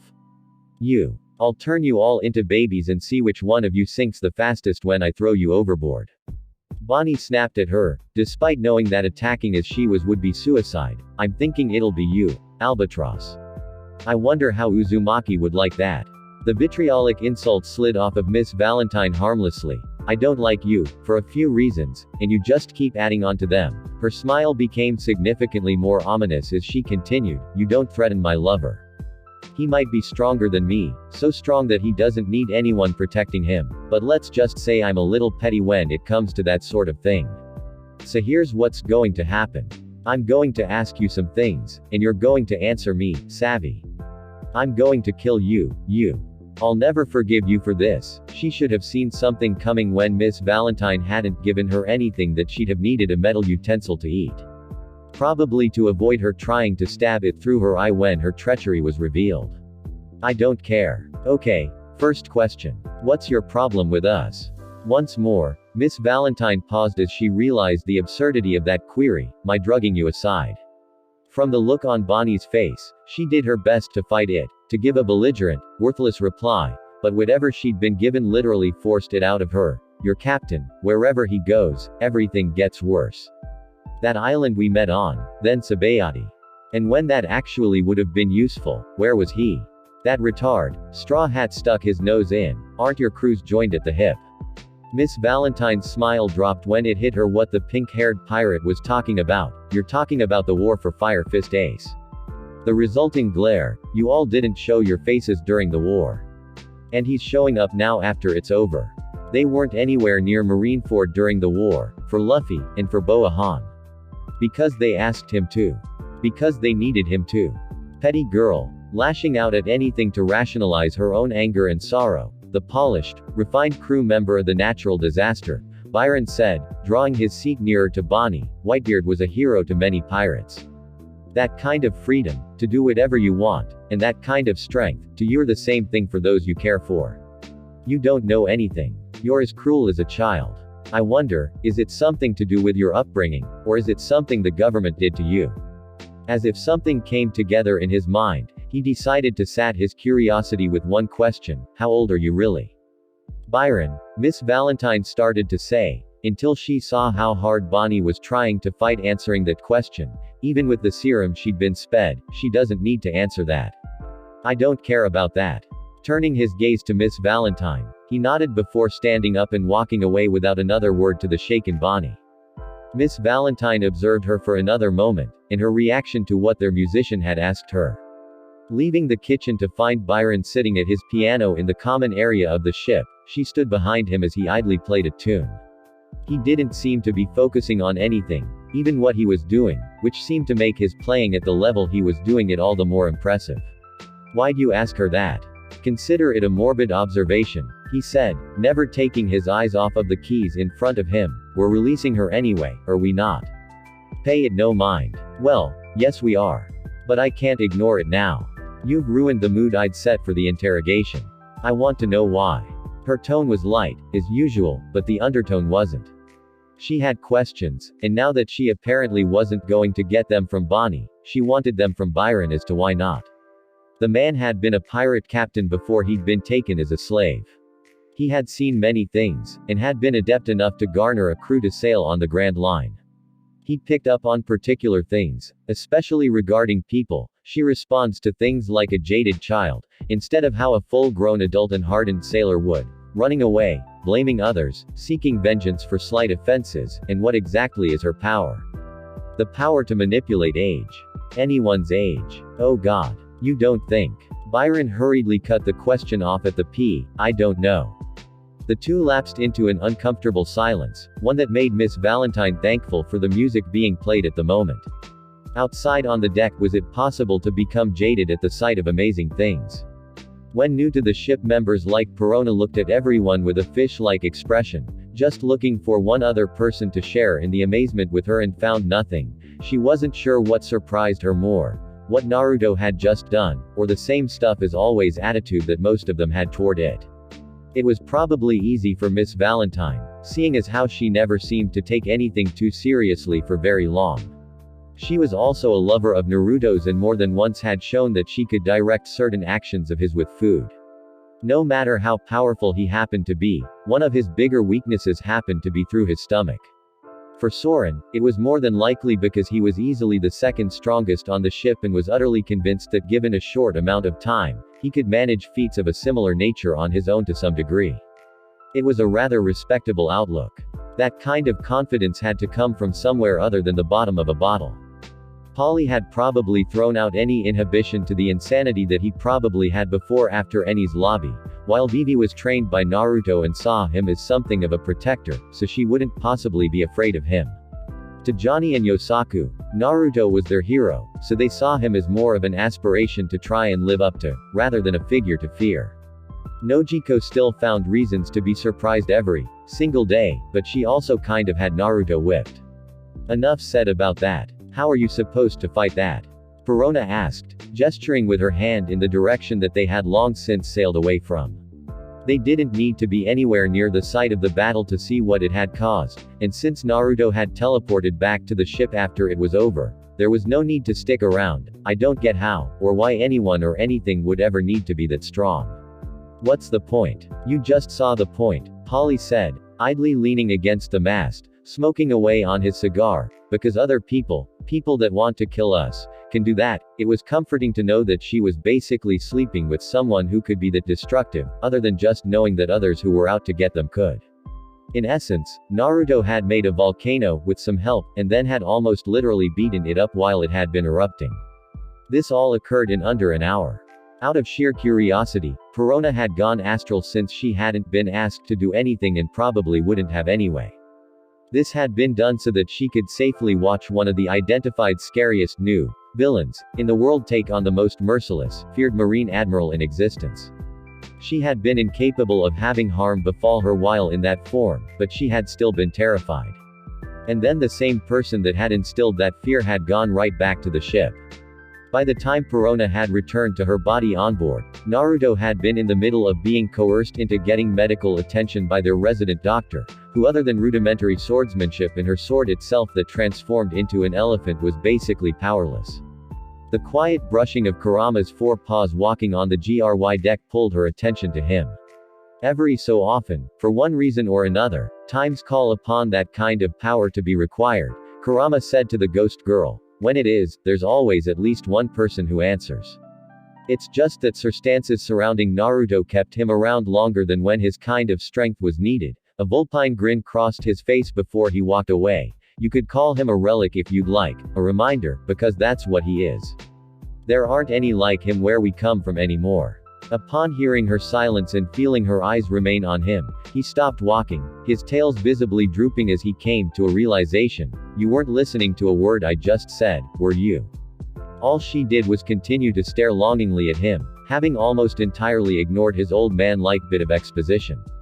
He knew full well what she wanted, and also that the only thing keeping her at bay was the standing threat of him pulling out her soul with his tails if she grabbed him. Fine, he eventually said with a defeated sigh, you can have one. Just one. Kurama had hardly finished the sentence before he found himself picked up and cuddled closely by Perona, amid the snickers from other crew members present. As the hug lingered well past the full minute mark, he quickly found himself regretting his temporary show of consideration, especially when he realized that it was defeat more of his representative as a terrifying figure in front of Naruto's new idiot friends. Ooh Kurama, you're so cute. As long as you're around I could never be scared. Perona exclaimed, having finally got a hold of him after so long. We have to do something about that voice though, but other than that, you're just precious. A century ago, people would have been sent running just from hearing his roar dozens of miles away. All those years of just hanging around peacefully had apparently made him soft. He needed to devour some poor mortal fools to start getting some of his mojo back. Fortunately, he was saved from further emasculation, or from having to rip Perona's spirit from her body human path style, by Nojiko coming to the door to speak to him. Kurama, she said, taking a moment to get a look at the proud fox being crushed against Perona's chest. Anyway, Naruto-kun wants to talk with you really quick. Kurama liked to think that the way he got out of Perona's grasp was more dignified than scurrying, but he couldn't bring himself to care very much as he made his escape and ran off inside. As he did, Miss Valentine walked over to Nojiko with an honest-to-goodness smile on her face as she regarded the sniper princess. You're looking a lot better dear, and she did. It was the first time that anyone had seen her out of bed without holding her head and having to lean against something in over a week. Nojiko was entire upright now, seemingly more comfortable on her feet than she'd been in a while. Well, I was scared of my hockey, but Naruto-kun kind of had a point, Nojiko said with a small smile. How are you going to let your own powers control you? So I'll just take it as it comes, and I'll learn how to control it and hold it back. Kurama heard the women converse as he walked inside to go find Naruto in the medic bay as requested. There are some people worth watching for amongst this lot. He knew he liked most of them for a reason. Maybe it wouldn't have been a bad idea to have looked into this whole traveling thing decades earlier. The door was wide open to the medic bay, prompting Kurama to stop at the entrance and look in at Naruto, newly bandaged from the neck down. The two partners simply stared at each other, one sitting on his haunches, the other stuck propped up in bed and irritable at being told to remain there for at least a few hours. Both mummified man and disheveled fox stared at each other before speaking at the exact same time. You look pathetic, you look pathetic. Naruto and Kurama did double takes in response, as neither could believe what the other had said. What? How do I look pathetic? What? How do I look pathetic? Your eyes are bloodswow and your fur looks like you ate an exposed outlet. You look like you got into a wrestling match with a furnace. They stared each other down before Kurama shrugged and walked in, hopping up onto Naruto's temporary bed and curling up next to him. Naruto idly reached his closest recovering hand out and stroked his old friend's back as they relaxed, as if one of them hadn't been fighting for dear life not too long ago. So, Kurama said, closing his eyes lazily, I'm pretty sure you didn't call me in here for this. I mean, I'm up for a nap just as much as the next fox, but this doesn't seem worth sending your gun-slinging girlfriend to get me. It was just a matter of relaxing Kurama before Naruto dropped what he had to let loose on him, and he was none too subtle or tactful about it. Blunt was the best description as to how the conversation started. Devil fruits are from the roots of the Shinju, Naruto remarked offhandedly. He immediately felt the chill that rolled down Kurama's spine and heard his teeth see together in an involuntary chatter. It almost made him feel sorry for telling him about it. I know, right? But it makes sense, doesn't it? Kurama took a second to calm down and think about it before letting out a weathered sigh.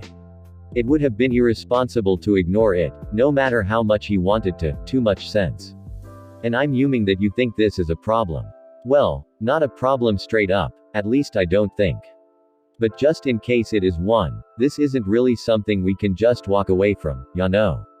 We know what the freaking real thing can do. We should definitely check it out. Naruto asked, so what I'm saying is we just go find out where one is.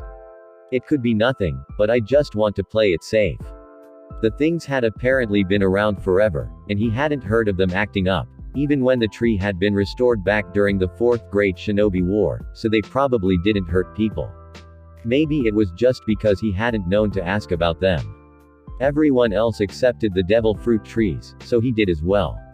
Either way, now it was basically his responsibility to follow through on his hunch and see if there was something to it. If they were roots to the Shinju, but were harmless other than the ridiculous superpower generating fruits they grew, it was still worth confirming one way or the other. It was his responsibility. Besides, it was a cool adventure that had the potential for a much needed learning experience. How often could Naruto say that he was excited to learn something that wasn't related to fighting?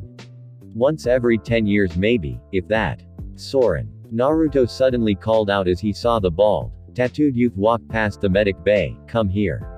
Where's the tree your devil fruit came from? What a random question. They were wasting his time with that. He had day drinking and training to do. I don't know, Soren said. I didn't find mine on a ing tree. Well, what do you know about him? The utter seriousness on Naruto's face gave him pause. He'd just fought an admiral, and he was more concerned with this than with recovering. It caught the acid-spitting man off guard for a moment. Curly stems, weird swirly markings on him, tastes like death. After you've seen one, you can't miss him, Soren said, trying to list off the things he knew about them. He'd been around for a while, heard plenty about them, but there was one thing he'd never seen in regards to the fruits. Oh, and you're probably never gonna find any of the trees, if there even is a tree. I don't think anybody knows where they are. This was all sounding worse and worse. The fruits didn't even grow on anything. That made even more sense than before, because that god tree had been wiped from the map twice in recorded human history. If even the roots still existed, they would be certain that those places would be easily marked on the map. Then where did the fruits come from? Soren walked into the room and pulled up a chair before sitting in it reverse, leaning his elbows on the back of it. I don't think anybody really understands these things. I heard, if you kill somebody who ate one, the power of the person who died'll just take the place of some other fruit somewhere else. They just reincarnate or something. He didn't really know how else to explain it. They don't grow. And you're certain of this? Kurama chimed in, his own countenance grave as he took in the information and processed it readily. It's more important than you probably realize, and it may just lead to nothing. You should hope that it doesn't. He wasn't sure, because he'd never seen it happen and he didn't know how anyone else even could have. I wouldn't say I was dead sure, but you could ask any of us. Me, Valentine, Byron, Perona, doesn't matter. I guarantee you, nobody got theirs from a tree. Then he unknowingly hit them with the stinger. They probably did come from a tree somewhere at some point, but they definitely don't anymore. Would have to be of a tree though. I'm sure you'd love that, nature boy. A grim smile stuck itself to Naruto's face, recognizing the joke, but not having the constitution about him to actually try and laugh at it. Yeah, it'd seem like it, wouldn't it? 3 days later, Isle of Women, Amazon Lily. Word had spread of the Marineford infiltration, with the world newspaper publishing a double issue to cover everything that had happened, from Luffy's actions ringing the Ox bell 12 times, to a reporter's account of battle nearby between Naruto and Akainu. A very censored account. Naruto didn't care about that though. Yes, he was something of an attention whore, but everyone that needed to know that it was a bad idea to fight him was already aware of it. There wasn't much else he could do short of meaningless destruction to drive that point home any further, and that wasn't a level he wanted to ever stoop to. Either way, the call eventually came that everyone was back at Amazon Lily, safe and sound, thus he figured it was time for a fallout report. In the throne room of the Gorgon sisters, he made a random appearance via his Horatian kunai, placed on a pedestal in a prominent, grand location. It did his lofty sense of pride good to see when he flashed into the Great Hall. His moment of ballooning ego didn't last very long. Fortunately, there were still people around willing to let the air out of his head every now and again. I believe I ordered you well done instead of rare. Silver's Rayleigh jibed at the sight of the recently arrived Naruto's newly recovered skin. It was still easy to tell where he'd had to get up close and personal to Akainu's lava, because certain places weren't yet properly colored to his usual tanner tone. I think I should send you back.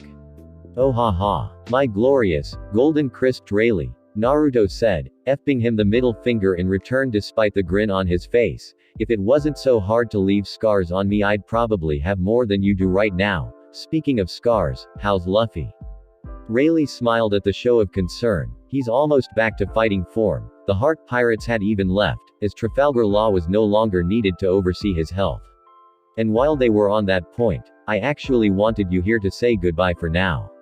Even if you weren't going to be moving around doing who knows what, I'm afraid I'll have my hands full for some time.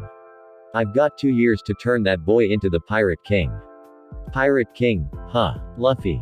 Well, if he was anything like the last one, tell him he'd better step it up, because I still owe him a beating for the temper tantrum he threw on one of my swordsmen, Naruto declared with a punch to the inside of his own palm.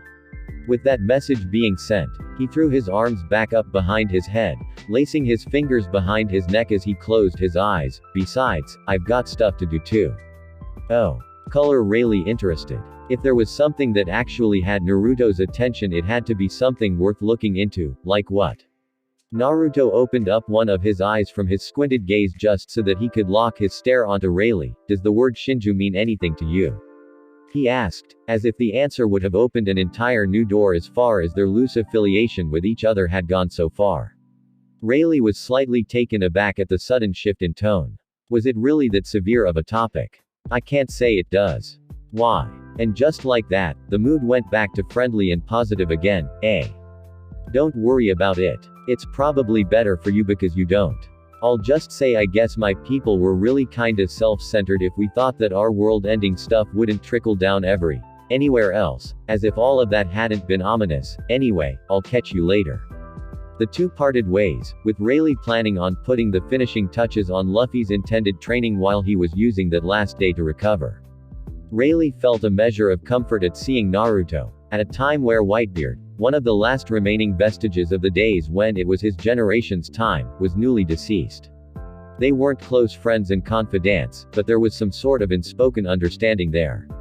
A sort of given respect that came from two old soldiers from different lands coming together peacefully, decades after their days on the battlefield were over with and done. Only one of their fighting days weren't anywhere near the end. As Rayleigh left to try and locate a proper place for the kind of training he was going to put his ward through, he shook his head in good humor. Oh, I'm sure we'll see each other soon enough. Another 20 years later perhaps. Even if it is, I'm sure you'll still be hanging around in some corner of the world, Naruto said with a laugh, heading down the halls in the opposite direction as the two old acquaintances parted ways. Meanwhile, Natural Disaster Medic Bay, ever since learning the basic principle of Busoshoku Haki from the Kuhas, Yosaku had thrown himself into getting it down, day and night, and the best way he could think of doing that was in two ways: trying to lift the unliftable, and fight with someone significantly above his level, convinced that he could defeat them.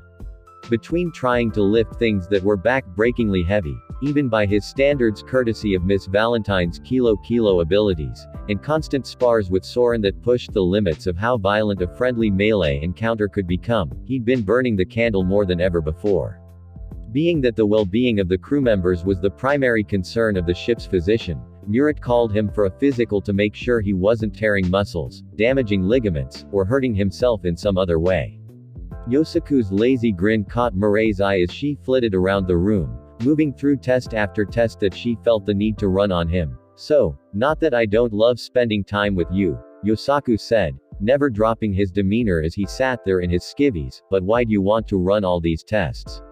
You're training yourself stupidly hard, she pointed out. I think a complete physical right now, before you get too far into it, is the best thing. That way, when you tear yourself to shreds, I'll be able to know how bad it is from comparison to how you are now when you're healthy. Someone has to know how to put you sickos back together, and I took the job. Entirely expecting a remark of some sort about how it was probably a labor of love for her, and that asking him to get a full physical was a sign of her love for him, she was surprised when he didn't say anything of the sort. He wasn't making eyes at her as if he were trying to mentally will her to adore him. When she looked at him, it was clear he was still into her, but his response was strange. As a matter of fact, the entire way he'd been acting around her lately had been off. Sure, he was still an unrepentant goof, especially around his main partner in crime, Johnny, and still looked to spend an annoying amount of time around her, but he hadn't shouted his undying love for her from every mountainside and rooftop in quite some time. He hadn't hounded her for a date or any outings once they reached a good town for such a thing. Nothing of the sort. She was grateful for the change, certainly, but it still left her curious as to why. All she knew was that the difference had started after he'd returned from a short trip to the Isle of Women with the others. The one that had ended with Johnny catching a thrashing from Luffy. In the end, she decided that it wasn't any of her business. If whatever that had happened left him in one piece and made him a more tolerable person to be around, it couldn't have been a bad thing. After placing the stethoscope against his chest for several seconds and feeling nothing, she moved her index and middle fingers to his neck to take his pulse, which she found. So why couldn't she hear his heartbeat with a device specifically made for checking that exact bodily process, huh? That's weird. You have a pulse, but no heartbeat. Like it's not there. Really now? Yosaku said, trying and failing to hide how alarmed his own voice sounded that she'd picked up on this. Stupid. She's a doctor. You should have run when she pulled that thing out. But then Funkfried would have grabbed him and body-slammed him with his trunk. Murat had him trained not only as a bodyguard, but as an effective orderly. She could almost smell the lie on him, and he hadn't even tried to tell one yet. Almost robotically she stood up straight and stared him down, before pointing to a machine in the corner that sat behind a curtain, X-ray. Now, she would not lose her composure, even if the thought running through her head was absolutely terrifying. Please. Murat didn't ask so much as she actually pleaded at the end. No one was even supposed to know that it had happened. He thought he'd been doing a good job of keeping it under wraps. Johnny and Polly hadn't said a word to anyone, true to their words to him on the matter. Instead, the one person he didn't want to find out about it had managed to figure it out in less than 2 weeks. When in doubt, play dumb. Why do you want me to get one of those? Except for when the person you were playing dumb to knew better and had no patience for games at the moment. Because you don't have a heartbeat. Murat said, actually snapping at the end of that sentence. There's nothing funny about that. What happened to you? Yosaku didn't flinch for an instant in the face of her anger, because it wasn't out of any sort of annoyance. It was out of pure concern. Honest concern for his well-being. Standing up, he walked the several steps he needed to reach her, even as she stepped away from him, until he could gently rest his hands on her shoulders. Don't worry about it. Nothing's gonna happen to it, I don't think. After all, he wasn't enough of a threat to Trafalgar Law to actually require him to do anything to his heart to keep him in line. Not yet at least. If it helps, just think of it as it being somewhere safe, you know, where other people can't stab it. Just one person, who could stab it whenever they wanted if they so chose. Murat was an intelligent young woman, even though she sometimes questioned that because of her decision to join up with the crew she was on. She didn't need any sort of exposition to ascertain what had happened. The time of his personality adjustment, where he'd gone, who else she already knew had been there, and the awareness of what that particular man's devil fruit powers were, as well as how strong he was.